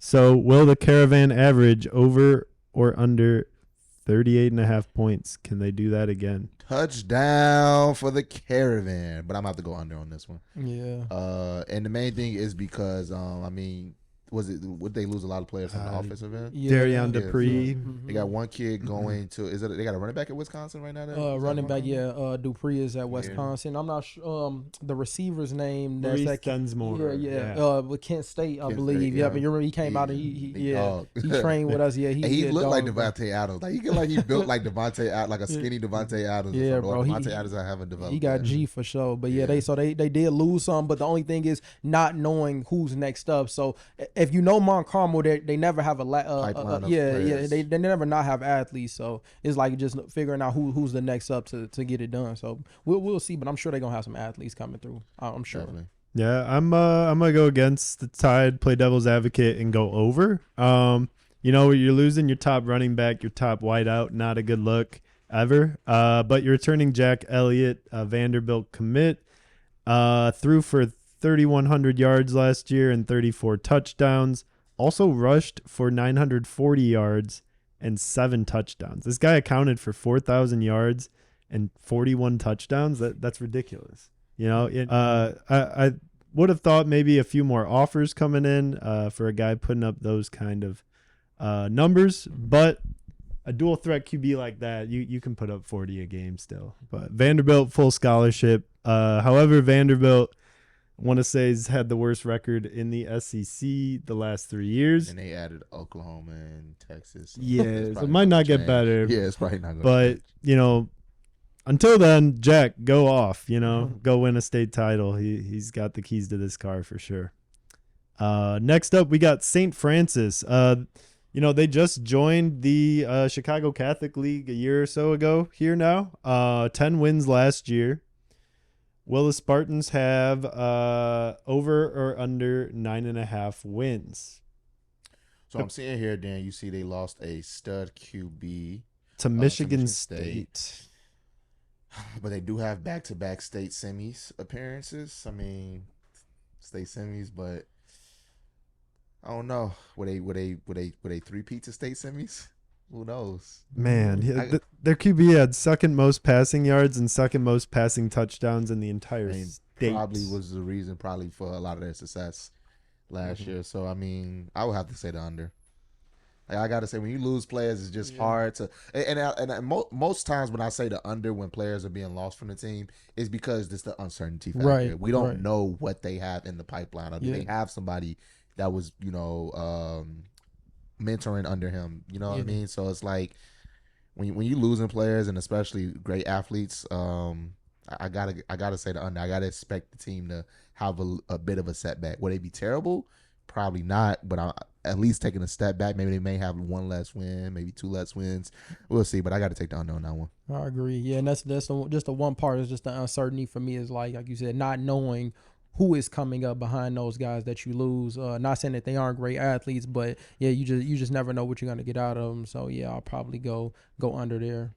Yeah, most definitely. I'm also going to take the under there. They put up 460 points last year. For comparison, only a couple teams are putting up more than that. Your Mount Carmels, maybe your Loyola Academies. So top offense, you lose your top QB. Only makes sense to at least have a little bit of regression. Hey, maybe they have a great year, 8 or 9 wins. Just don't think it'll be 10. All right, couple more betting odds we have for this uber talented Catholic League. Back-to-back champs. Nazareth won 9 games last year. Kind of rare for a champion, but again, they lost their first 4 games of the year. Can Nazareth win more than 8.5 games? Who are you guys going to take there? Something interesting. Their last 3 seasons all started terribly. They lost at least 3 of 4 games to start the year in each of the last 3 years. Yet they have 2 state champions. They also return one of the best edge rushers in the entire Catholic League, Gabe Kaminsky, Stanford commit. So he's returning, and he's returning for his senior year here. Are they 5A or 6A? They teeter top between the two probably. Because if I know Naz is 5. Okay, so Loyola was 8A, Mount Carmel 7A. Mm-hmm. Probably nobody from 6A last year. Naz and Joliet, I believe, both went 5. Okay. 5A, if they're back in 5A, can they make a run back? I mean, it's a constant trend. I think with this one, I got to say the over. Or what would you say if it's the same? Would you think it would be the same? I'm going to take the over. I'll take the I'm going to take the over on this one. Oh, no, because, I mean, they like you said, that weird fact that you just stated, Dan, the fact that they started off pretty poor to start the season, and then they always seem like they ended up on top, and they're back-to-back state champions? How many games did they win in those seasons? Were they all? So 9 was their low point for their state champion. The year prior, they did win 11. Year prior to that, they're down to 7. And then you got COVID year, so usually don't go much farther than that. But if we do, year before COVID, 12 wins. So this is... So I got to say this is an up year for them. Yeah, it seems like they go back and forth. So I would have to say over for them for the wins. Pre-COVID, that's J.J. McCarthy's Nazareth team, isn't it? I believe so. Yeah. Okay. Shout out J.J. McCarthy. We met his dad. Yeah. I keep saying that. Speaking of top tier quarterbacks, Carmel, yeah, Mundelein has a guy coming up. They got Trey Taylor. He's going into his sophomore year. Already has an Ohio State offer. Yeah, I saw that. Carmel, one of our smaller Catholic schools.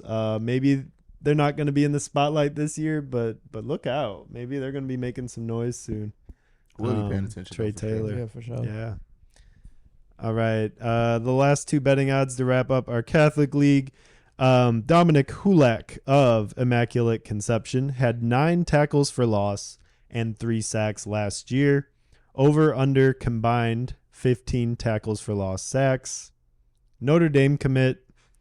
Guy plays on the edge, outside linebacker, but he also drops into coverage some. So a little bit tough to project. Also plays both sides of the ball, playing tight end as well. So what do you guys have? 9 tackles for loss and 3 sacks last year. 4 tackles for loss and a sack as a junior. Can he get it up to 15 or 16 tackles for losses and sacks? I would have to say if he's going into his senior year, after coming off his junior year campaign, I would only expect, guys like that to improve. So I would have to say the over on that. I mean, I've said it, multiple times on this episode. That experience factor, especially in high school, I mean, you're dominating at a younger age as an underclassman. When you're a senior classman, you're going to be the star. So I expect him to do nothing but improve, and I got to take the over.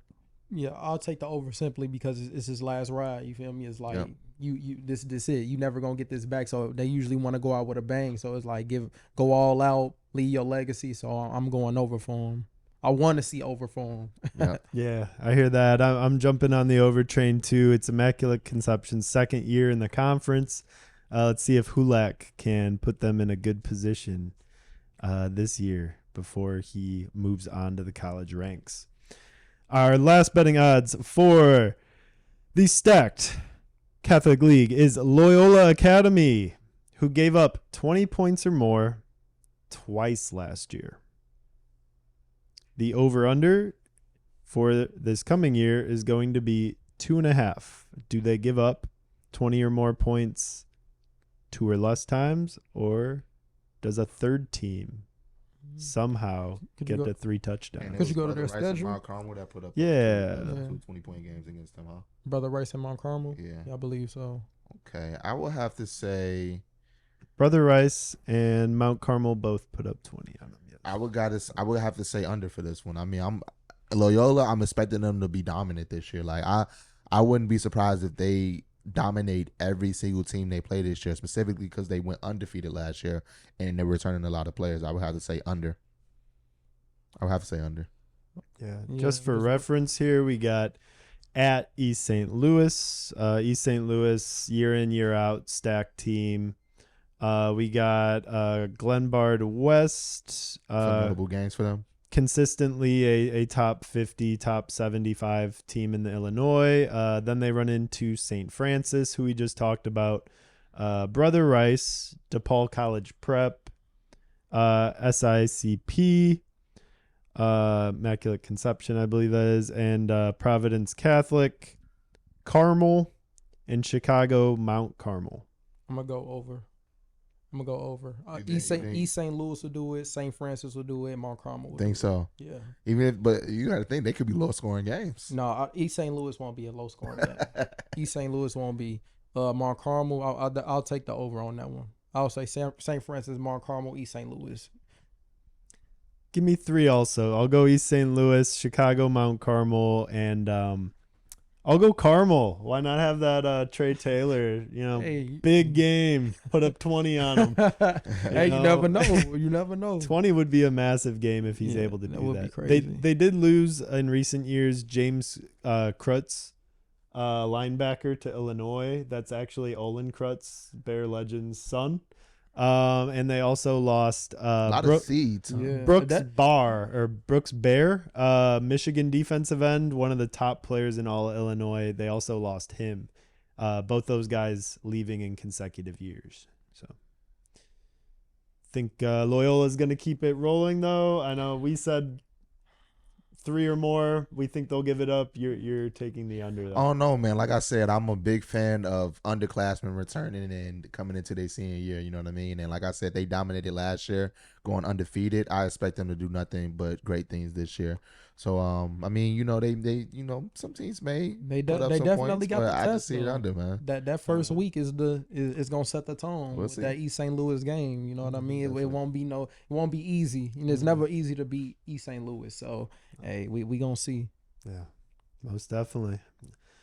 All right, so moving on to our next conference, preseason betting odds.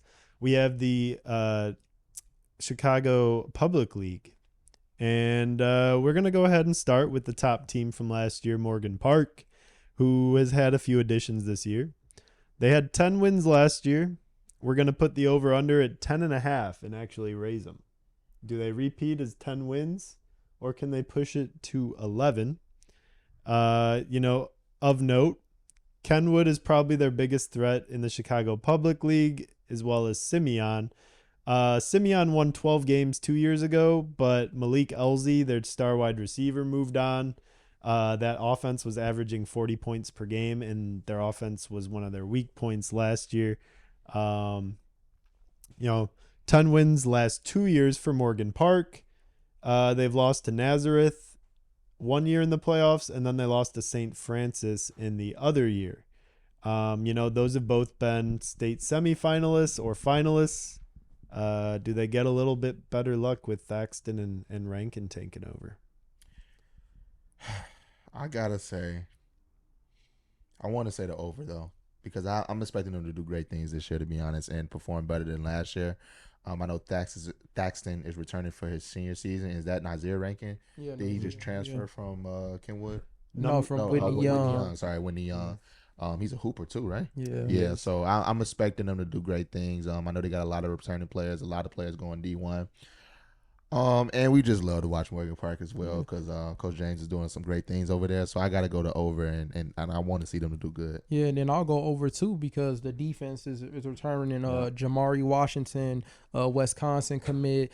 Jovan Clark is going to Wyoming. I talked about Jacob Ware, who played linebacker, had 100 tackles last year. So you're not losing anything on defense. You got better. They got better across the board. So I have to go with the over. Like they got better. So yeah, I'm going over. Yeah, lots of D1 talent. They averaged 24 points per game last year. You add in Rankin, who's the number one recruit in the class of 26 for Illinois. Yeah, and I believe he was like the number. I don't want to get this wrong, but maybe number 6 or 7 ranked athlete in the country. You know what I mean? So they got better. Yeah, he's the real deal. Look for this team to put up 30 plus per game. Best offense since Simeon a couple years ago in the public league, and I'm hitting that over hard here. I think look for the Mustangs, maybe to get a little bit of postseason success finally. Yeah, I think so. I think this is the year, like the most complete team that they've had in the recent years, and I think this might be the year they go. I mean, the last CPS state championship, was it Phillips? I don't remember what year it was, but I believe Phillips was the last CPS state champion. So look to get another one this year. Rooting for him, man. Yeah. Amen. All right. Let's just keep with the same team here a second. A lot of star power. For Marcus Thaxton, the Morgan Park QB, he's had 2 pretty good years, sophomore and junior year. Last year, averaged 170 passing yards per game. That's 2,044 for the season. Can he push for 2,000 yards? 200 per game. So our over-under is 199.5 yards per game. Does he average 200 yards per game? That's a 30 passing yard increase. I got to say over, and it's the same reason that I've been saying the whole time. He's been starting on varsity since his sophomore year, I believe, right?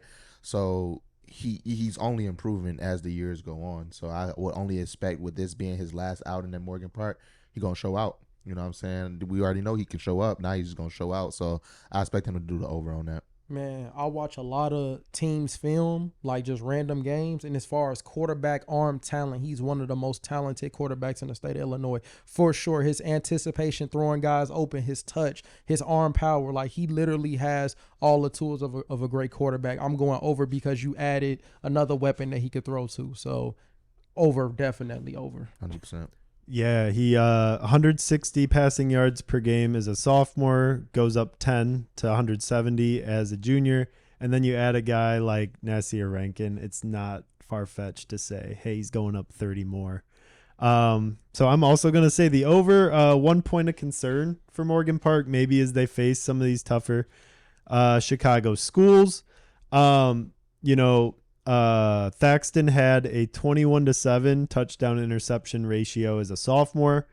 He threw 5 more touchdowns as a junior to 26, but he also threw 6 more interceptions to 13. So as there's a little bit more pressure for him to deliver, can he keep those interceptions down as the usage goes up, as he tries to make bigger plays? So it'll be fun to see. We'll be keeping tabs on Morgan Park, I'm sure, For sure. all season. 100%. We're going to switch over to Kenwood here. Kenwood, number 2 in our Chicago Public League preseason ranking, had 8 wins last year. Will the Broncos have over or under 7.5 wins? Quick recap. They had a Prep Bowl finals appearance last year versus St. Rita. They lost to them twice last year by 2 scores apiece. They handled Simeon and Whitney Young last year pretty handily, but they lost to Morgan Park by only 2. They did do themselves a little bit of favor on the scheduling. They swapped Lincoln Way East and St. Rita for St. Francis and Nazareth. not easy. Yeah, but that's maybe all I'm That's what I'm Like, saying. 'Cause oh, I'm like, yeah, how easy is yeah, that? That's, Like, yeah, that's not easy, but yeah, we swapped little for the bit. good teams for a little less teams. I don't know. I mean, At Saint least that, Saint if that, Francis yeah. is a Francis question is mark. St. a Francis little is a bit. top That's 10 what I'm saying. team, That's what I said, definitely. if So I that. mean, With Kenwood, new coach, lost quarterback, lost some other athletes. I don't know. I don't know, man. Did Kenwood win? Did they win City last year? They won City and lost the Prep Bowl. They beat Whitney Young in the City Championship. They lost in the Prep Bowl to St. Rita. Okay. So What do we have them in our power rankings? we didn't have them ranked in our power rankings. At all. Kenwood? Kenwood? Kenwood. I thought Kenwood you was said two. St. Rita. Yeah, Yeah, Kenwood Kenwood was was two. two. Yeah. They got some easy games, They got Hyde Park, Bulls College Prep. Phillips has had some down years. Peyton College Prep has won some games, but they don't play many tough games. So that's 3 or 4 games right off the bat. But it's going to be a dogfight. I think I see for sure 2 losses. 2 losses there was St. Francis and Nazareth. That's probably the only real, or Morgan Park too. So I see 3 possible losses. Not for sure, nothing's for sure, but if it's like a possible, I would say Morgan Park, Nazareth, and St. Francis are the possible games that they could drop. So yeah. Give me Simeon over Kenwood. 2, I like Christopher Burgess. He's a absolute beast on the D line. So I'm gonna hit the under. Under 7.5 wins. Kenwood's maybe still fighting for a playoff berth here, but don't think they're gonna be quite as dominant as last year. Yeah, I have to say the under on that one as well. I'll probably go over on that. All right. Yeah, I'll go over. All right. Speaking of Christopher Burgess and Simeon, Simeon had 13. He had 13 sacks last year. Over or under 15 sacks for Christopher Burgess Jr. Notre Dame commit. He dealt with injuries last year. 16 tackles for loss. To get into the single season sack record list. So that's the top 20 single season sack seasons. He would need to hit 16.5. So we're wondering, can he get over or under 15? Considering he dealt with injuries last year, still was in that backfield causing havoc. I'm going to hit the over. And I also want to say maybe Chris has a shot at getting into that top 20 sack season mark of all time, chasing that 16.5. For sure. I'm going to go over, just making a challenge out to Chris, man. Get over it. Get 16 sacks this year, man. Yeah, I'm about to say over on that one as well. Playing with injuries and still playing pretty well. Hopefully he doesn't have any of those injuries this year, but I'd say over. Right, and our last betting odds for the Chicago Public League preseason is circling back to Morgan Park, and we want to know about this newcomer here. Will Nasir Rankin from Whitney Young break 2,000 all-purpose yards with his new team? He plays in both the secondary and he plays wide receiver. Number 1 player in Illinois for 247. We say he's a top 10 athlete in the entire country. Holds offers from Illinois, Michigan State, and Wisconsin. I think this guy is a freak. You look at his film, he's like a track star. He plays basketball at a high level. Man, the first time I seen him, bro, put it between the legs, bro. I'm like, who is this? I saw Whitney Young was at he was at Whitney. I think it was like they Midnight Madness. They was having a okay. dunk contest. Bro went between the legs. I DM'd him like, bro, did you? Because I think it was just a picture of it between the legs. but I didn't know if he actually dunked it. And then I'm like, bro, no way. He like, you gonna see. Then he posted. I'm like, oh yeah, I gotta see who this is, bro. Cause that's not common, bro. That's not common for no high school kids to be going between the legs with it. So yeah, he's a baller in football and basketball. Yeah, bro, It's is crazy, really man. like that. But I'm gonna take the over on that, man. I know Coach James gonna have fun in that playbook with him. I could see him in the slot. I could see him out wide going deep. I could see him jet motioning sweeps from the backfield. You know what I mean? Maybe he'll be punt returning, kick returning. Like he's gonna be everywhere on the field. And I know for a fact Coach James got some packages for bro. So yeah, I'm taking the over on that one. Like no doubt about it. Yeah, fastest thing on turf in Chicago this year. Yeah, I got to take the over too. Like you said, it's probably going to be the fastest thing on turf. Yeah. And especially, you know what I mean, he's an athlete. Like he's probably in crazy shape because he's going from football to basketball, probably playing some spring stuff with stuff. Like he's probably just naturally like gifted all around. So I can only expect that he's been working his ass off this off season and he's probably going to get better. He's only going into his junior season. So this is the statement season for real, like to really get all of the rack up them offers and everything like that. And he's already rated as the number 1 player in Illinois. So according to 24/7 Sports, so it's like I'm expected to do better this year, and especially with him being as good as a athlete he is. Yeah, definitely gotta go with the over. And more importantly, the pieces that's around him. Like when you got a quarterback with that type of talent. Yep. Like man, you gonna get some and a touches. great coach, like you mentioned. Yeah, too. the coaching staff, everything, and also like the other receivers, the other players. Like man, he gonna get some touches. Like everybody gonna eat at Morgan Park. Like you know what I mean? That's just what it is. That's why they have so many Division I athletes there. Is because the system that they have at Morgan Park, everybody eats. You feel me? So yeah, they gonna do their thing. Yeah, I'm hitting the over. Did just a little bit more of a deep dive for Mr. Nasir, and average yards per catch for Thaxton last year 15. Average catches per game 11. So you extrapolate that over an entire season. That's about 120 catches or completions that he had. Over a 12-game season, maybe 130. 15 yards per reception.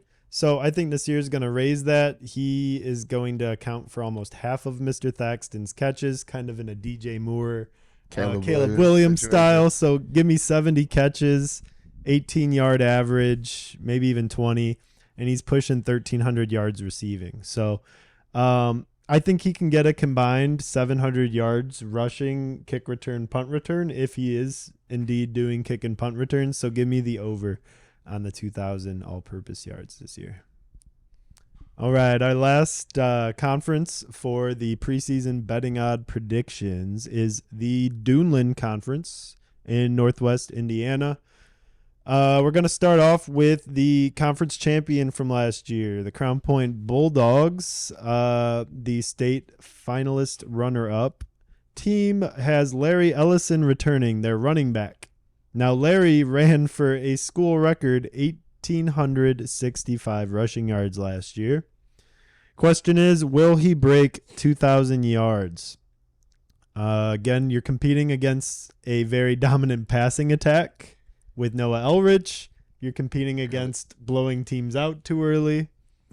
What does that look like? So what are you guys thinking? So that was a school record last year. So he's looking to beat his own record. So yeah, the 133 rushing yards per game last year. Just for context. Wait. Say that one more time. 133 yards per game he averaged last year. Toting that thing.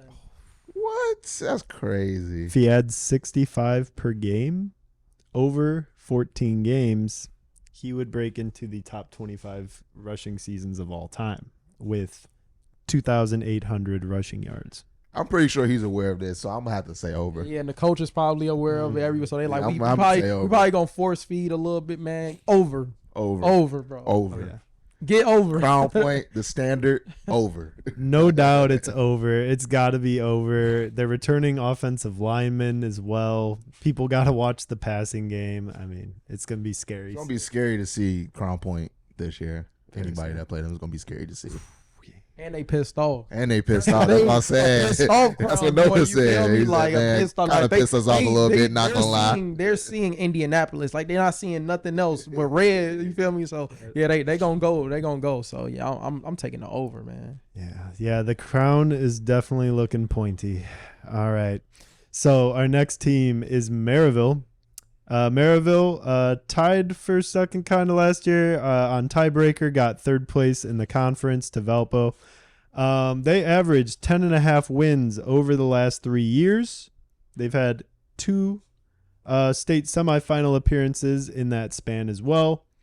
Will the Pirates have more or less than their 3-year average? So 10.5 wins over the last 3 years. More. I'm going over. I don't see anything drastic that has changed with their roster. I mean, yeah, they lost guys, but they have people prepared to take over those roles. So I don't see that they lost anything that would be alarming to me to say, like, no, they probably won't get their average. Like, yeah, they're gonna go over. I'm a little bit nervous about a Valpo resurgence this coming year. Valpo winning state 2 years ago. Last year, they got showed up a little bit once the postseason came around. So, 11 wins means you made a little bit of a playoff run at least, and I think Valpo might slide into their place this year, bounce them early.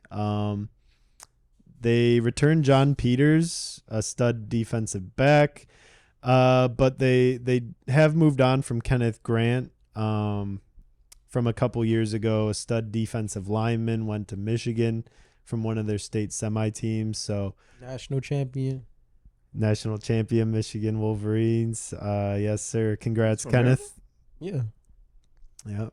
Stud. I'm sure we talked about this. I'm pretty sure we did. Yeah. Damn, I'm tripping. Yeah, we probably did. Yeah. Okay. Absolute stud. Yep, I just found out about him today. Anyways. So what should expectations be for Merrillville? I know FA's saying, hey, they can sneak that 11. I think they're going to come in third in conference, maybe hit that 9-10 mark and still not get to that state finals that they're seeking. I don't know. Like I said, and I'm following the same trend I have this whole episode.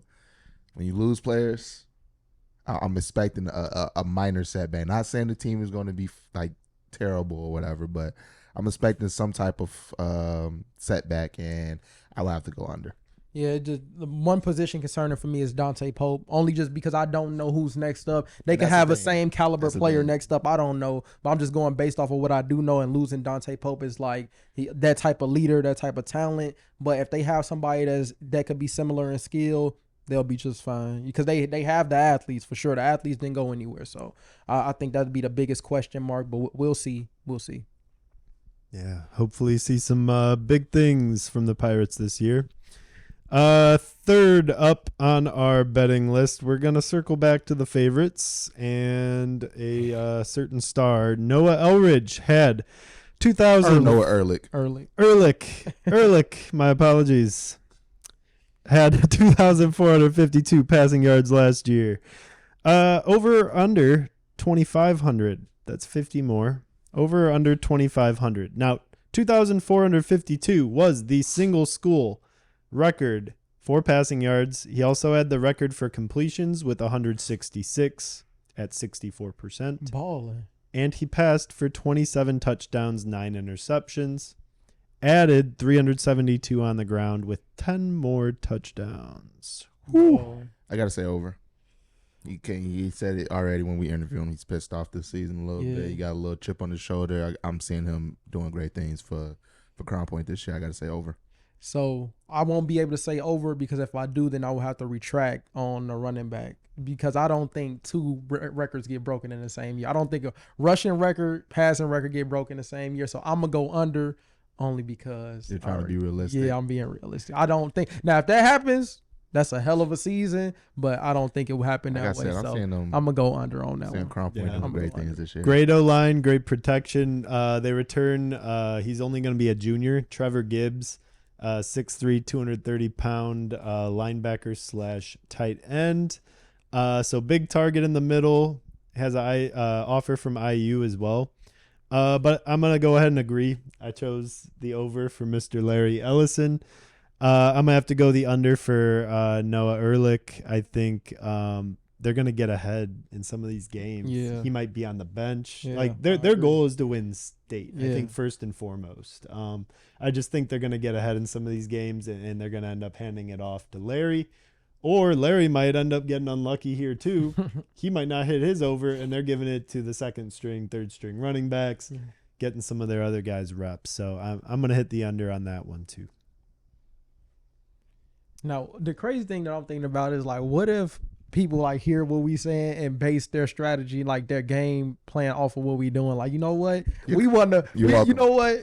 We want to get this over for you, bro. Like, go ahead. That'll be crazy if it turned into that. That was just a thought that popped in my head. Like, what if the coach or the kids, you know, they hear this, like, hey, man, what he said, you're not going to get over. You're like, hey, coach, I need more touches. Right, I need more touches. But, no, that's cool, though. Like, I think that it's going to add to that dynamic and just figuring out ways to make the game more engaging for people. Because, like I said, it's just from when we was younger, the climate of high school football and like sports in general was just a lot more live than it is now. Now it's like ain't nobody really showing up to the games like that in certain spaces. You have certain schools that they have a lot of fans and stuff like that, but in general, like people just not coming out to games. It's not exciting. So hopefully this adds an exciting element to the high school games around the area and make people want to come out and watch and engage in what we doing. So yeah, I think that'd be super cool.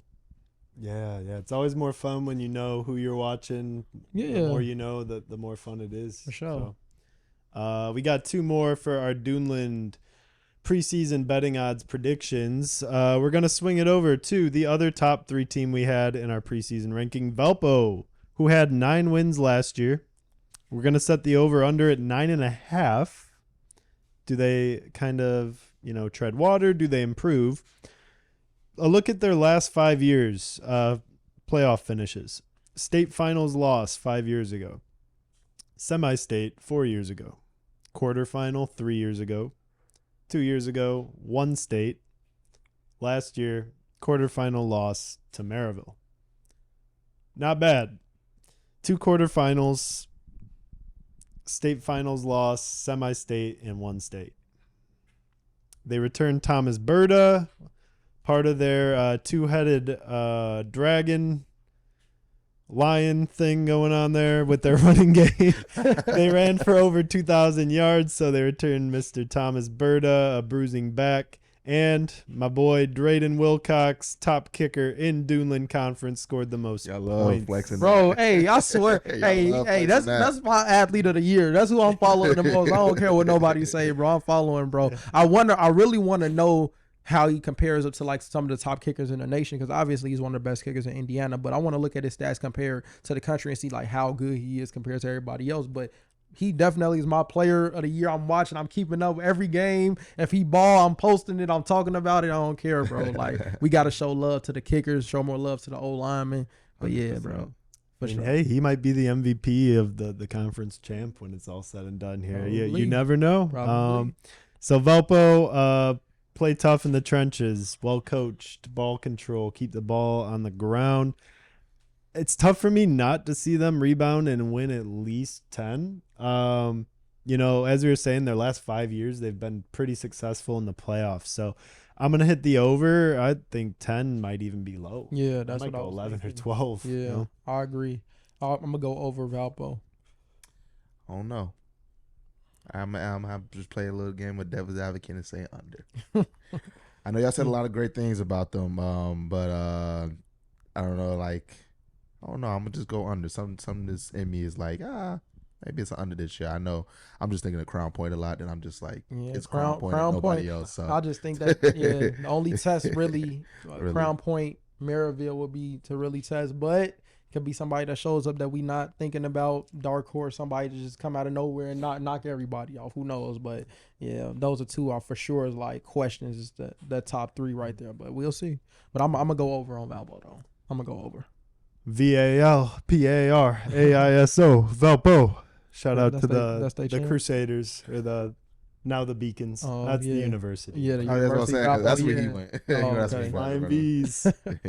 That's his alma mater. All right. So our last preseason betting odds here to preview the 2024 high school football season is Michigan City, a team we've been kind of high on, a little bit of the middle of the pack there in the Duneland Conference. They won 6 games last year, so we're going to set the over-under 6.5 wins. Can they improve on that? Michigan City made semi-state 2 years ago with just 9 wins, notably beating Valpo. Next year, they had 2 wins. So last year they had 2 wins, and this past year, they brought it back up to a 6-5 record. So a little bit of a roller coaster. 9 wins, 2 wins, 6. Can they go get it up to 7 this year? You guys think they're gonna be 6 or below? Yeah, I'm gonna say go over here.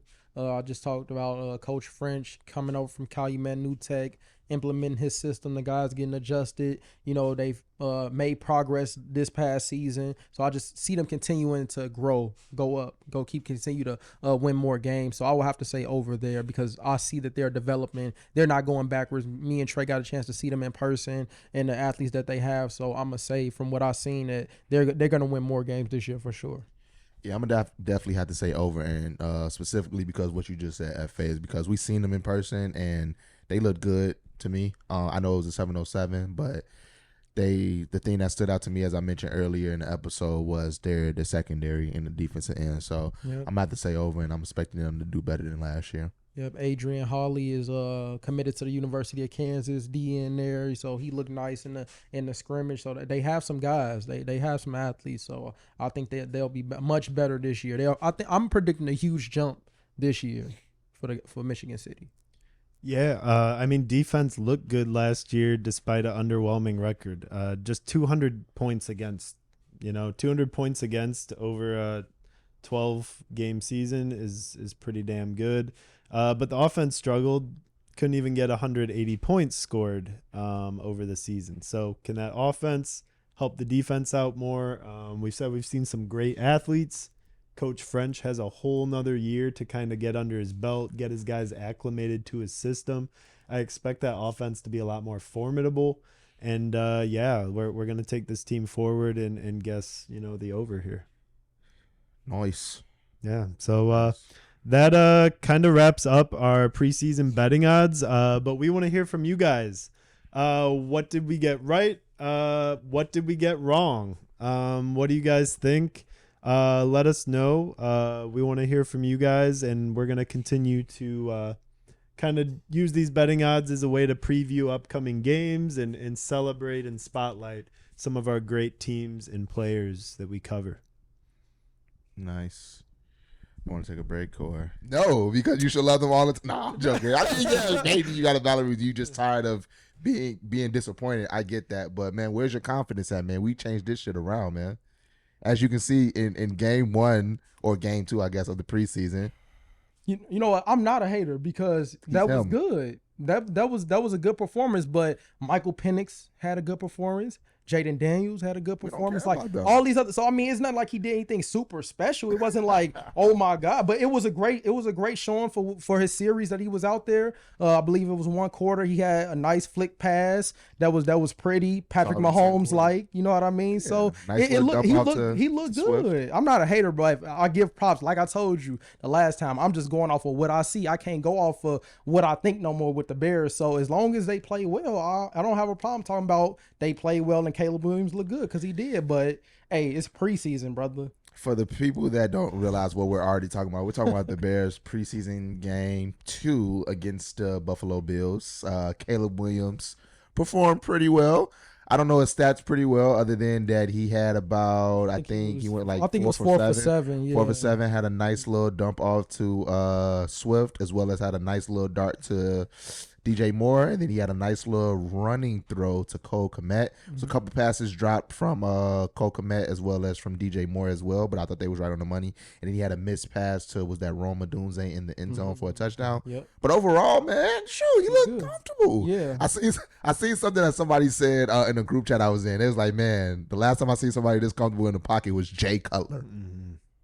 Jay Cutler. Exact Jay Cutler. Smoking Jay Cutler. Oh my goodness. Yeah. I mean, hey, Jay Cutler led us to an NFC championship. That's true. He did. Game, That's at true. least. An NFC Yeah. championship game. He did. So, He just kept getting hurt, man. you know, I got a few stats for you. Williams completed 4 of 7 passes. I'm going to give him 5 of 7 because Cole Kmet hit him right in the hands. 95 yards, 101.8 passer rating, a rush for 13 yards. We got to see that little slip and slide drill they were doing in Hard Knocks. Yeah, Hard Knocks. Right? So guess that was paying off. Yep. And we ended up with 2 Cairo Santos field goals, 31 and 30 yards after he led us on 2 long drives. The drives were, I think, something like 60 yards and 40-something yards. So pretty good debut. How you feeling about his performance?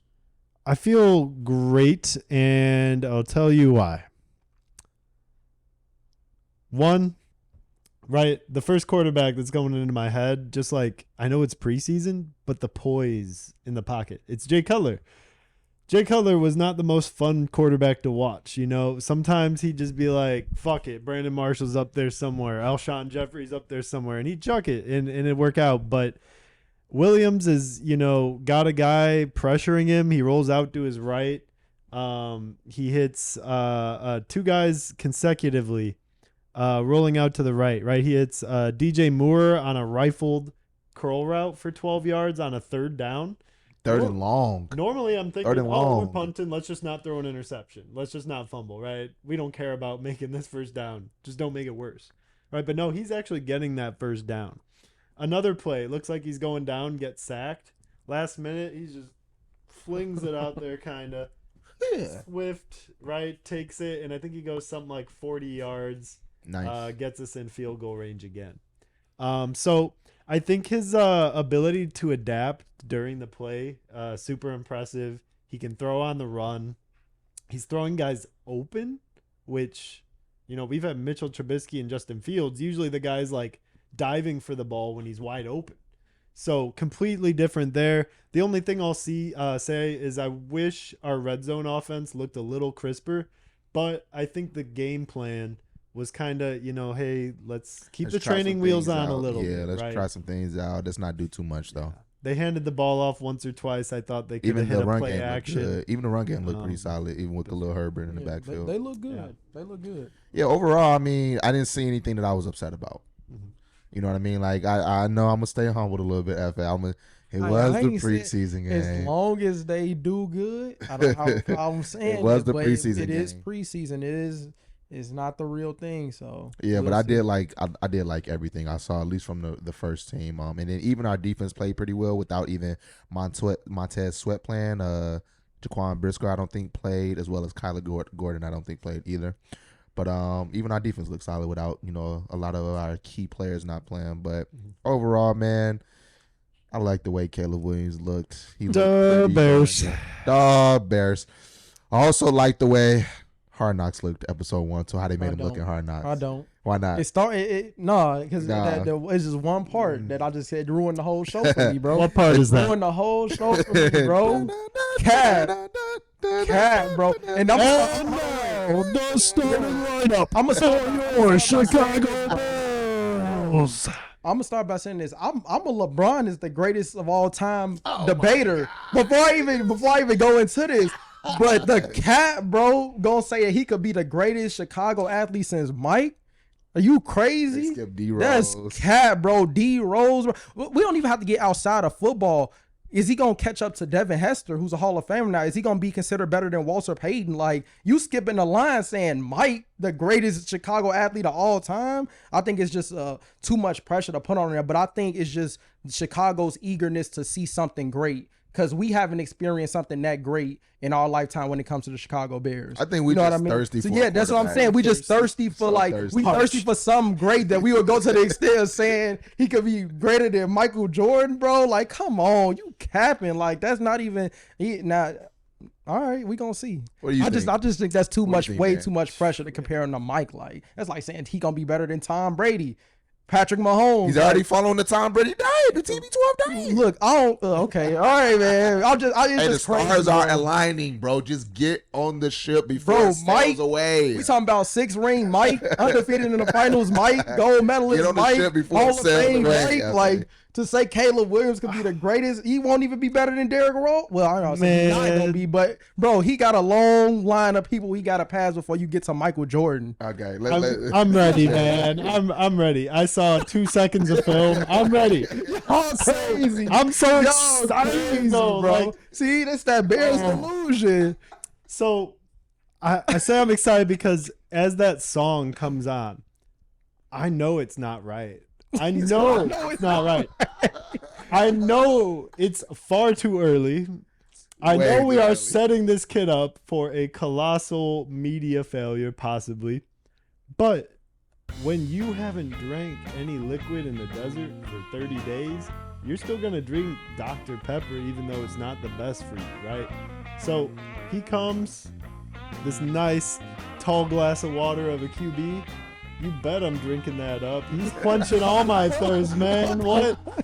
Oh, hell I get no. what you said. I don't get what he said. Hell I no. don't care if it's bad for me. I don't care if it's gonna make me that Dr. Pepper might not, get my electrolytes back. But it's gonna quench your thirst. But in the moment, it's keeping me trust going. that. In the moment, it's keeping me going. That tall glass of water, Caleb. Oh, hey, he tripping. Hell Nah, no. go on back to Hard Knocks. Episode 1. The moment we're talking about, just so we can further elaborate. There was a time, if you all didn't watch Hard Knocks episode 1, there was a time in the episode where Caleb Williams was getting introduced, and they put on the Chicago Bulls theme, the to introduce him, pretty much calling him the best thing since Mike, essentially. They didn't necessarily call him that. They were alluding to that. And I think FA's concern is that it's setting him up for failure, and we don't even know yet that he I could wouldn't be. even say failure, just a super high expectation. Super like, high. just let him be a rookie. Let him have his, time to develop. Let him be like, don't put that type of pressure on him so soon. Like, why? What do we gain from that? Just let him be a rookie, let him develop at his own time, and then we'll take his progress, take the success as we go. But to say Mike right off the rip, now we expecting the Super Bowl then, because every time Mike stepped on I the am floor, expecting the Super Bowl. we gonna see how this shit play What out. they say, pressure makes diamonds. So we're just trying to get a burst little pipes. diamond Or bracelet. burst pipes. Yeah, but to your point, FA, I do agree that they shouldn't have done that. Hell And no. it is like a lot of added pressure for no reason, but then at the same time, Yeah, this is Hard Knocks training camp. yeah. And I will say, whoever edited that part of the video for HBO Hard Knocks, well fucking done, because that shit looked great. Great. It is. That whole it episode look looked great. Yeah. No. At this point, it looks so great. I don't care how well he plays I on this think season. they were saying No, that this I'm is joking. I'm the joking. highest view Hard Knocks. Of course. Yeah. You're talking about a historic team in the Chicago Bears that is known globally. Mm-hmm. Like, even if they haven't won since 85 or 84, 85 or 86, they're like a popular team around the world. Yeah, Popular the sports franchise. brand, Yeah. period, out of any sport, around the get it. world. So I understand that. And this is get their first time on Hard Knocks. And then on top of that, you have what they're donning as a generational talent in the quarterback on Hard Knocks. You think we're not going to tune in? And what if he does suck? So I'm just supposed to be depressed my whole life as a Bears fan? Hey, that's what y'all excited for something. That's what y'all gonna be. Excited for something. Yeah, I get it though. I get it. Yeah. I want, like I keep saying, I want the Bears to be good. I want them to have success, but it's like, bro, I just understand the process. I understand the reality of the history of the team and what we've been dealing with. And it's like, man, I'm not getting ahead of myself, man. I'm gonna let this shit play out, and hopefully he plays well. Hopefully he stays healthy, and hopefully they have some success. And I would love to go to a Bears game and they dominate. I would love to have a Super Bowl parade in the city. I would love to experience all that, only because we was born in '96. So, well, I was born in '96. Y'all was born in '90s too. We missed the golden era of this. We missed the golden era of Chicago sports in that sense when it comes to basketball and football. So I would love to be a part of that. But it's just like, bro, I'm not gonna be delusional at the same time. It's like, okay, let's see.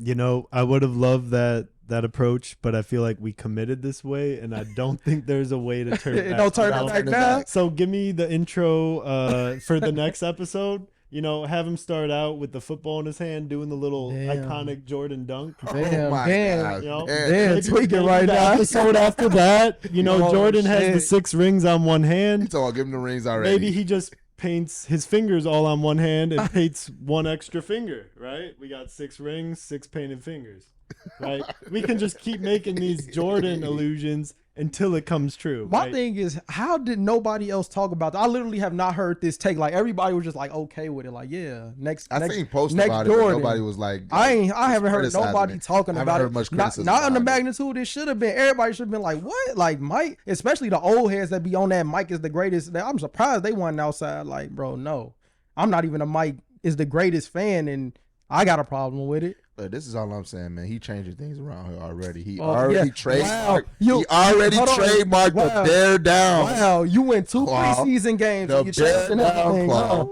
2 preseason games, things, and one bro. didn't even finish. I already So got you my won tickets. 1.5 preseason games, and he's changing But everything. he didn't. huh? He didn't play the first one. Don't I'm not even matter. talking about I already it. Don't got matter. my tickets to the Saints Stadium. It's down in New Orleans.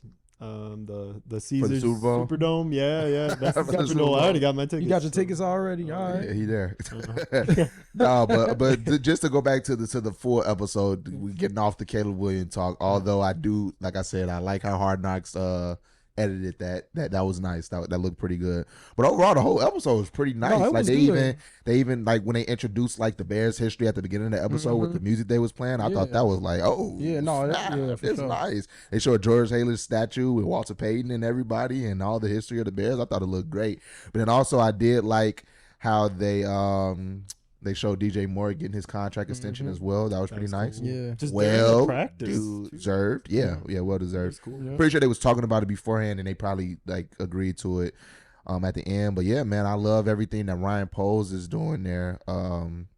Man, like he said, I think he said in an interview with who was it? It had to have been a Pat McAfee show when they first asked him about, do you want to get on Hard Knocks? Do you want the Bears to be on Hard Knocks? He's like, I would like to avoid it at all costs. And then they also said that like they talked about, you know, what he was been doing with the Bears, you know, probably can arguably go down as making the best trade in NFL history with grabbing DJ Moore for our last year's #1 pick. And then with that turning around with getting eventually Caleb Williams, I mean, we don't know what that could turn out to. You know, if we win Super Bowls with that could probably go down as the greatest thing. But the thing that I'm getting at is that he was saying that he was hired to break a cycle. The same way he was hired at with Kansas City, he was the assistant, but he was hired, that whole staff was hired to break a cycle, and they did. I'm hoping he's going to do the same here. And so far, it seems pretty good to me. He's doing a great job, and Hard Knocks is making us look like them boys, boy. Like, that's all I'm saying, man. But I do hope it does translate into a great season. But as far as what we're seeing right now, man, I'm seeing nothing but great things. We had the best offseason. We're picking up Swift, trading for Keenan Allen, extended DJ Moore, got Roman Dunze in there. You know what I mean? Like Cole Kmet, we still got him. Our defense is beat up. Re-signed Jalen Johnson. You know what I mean? Got Montez Sweat on the end. Man, we looking great, bro. Like I'm so excited for this season for the Bears. I just hope I don't get let down. But Hard Knocks is making me feel every bit of craziness for the Bears right now. The Bears. You know the vibe check I get from this all? It's I always go back to my beloved Cubs of 2016, but when we got Joe Madden in to manage us, we're always this dysfunctional franchise, and that's how the Bears have been too. All of a sudden, this one person comes in, and the whole atmosphere changes. The whole way they go about things. Suddenly, oh, do we have a chance to maybe pull this off, right? And I think just having someone that is has that much prestige coming into the room, that just makes everybody act a little different. And so, we'll see in February. I can't wait to see episode 2. Episode 2 is probably going on right now as we're speaking, so we will have to probably give a recap of that as well. For but sure.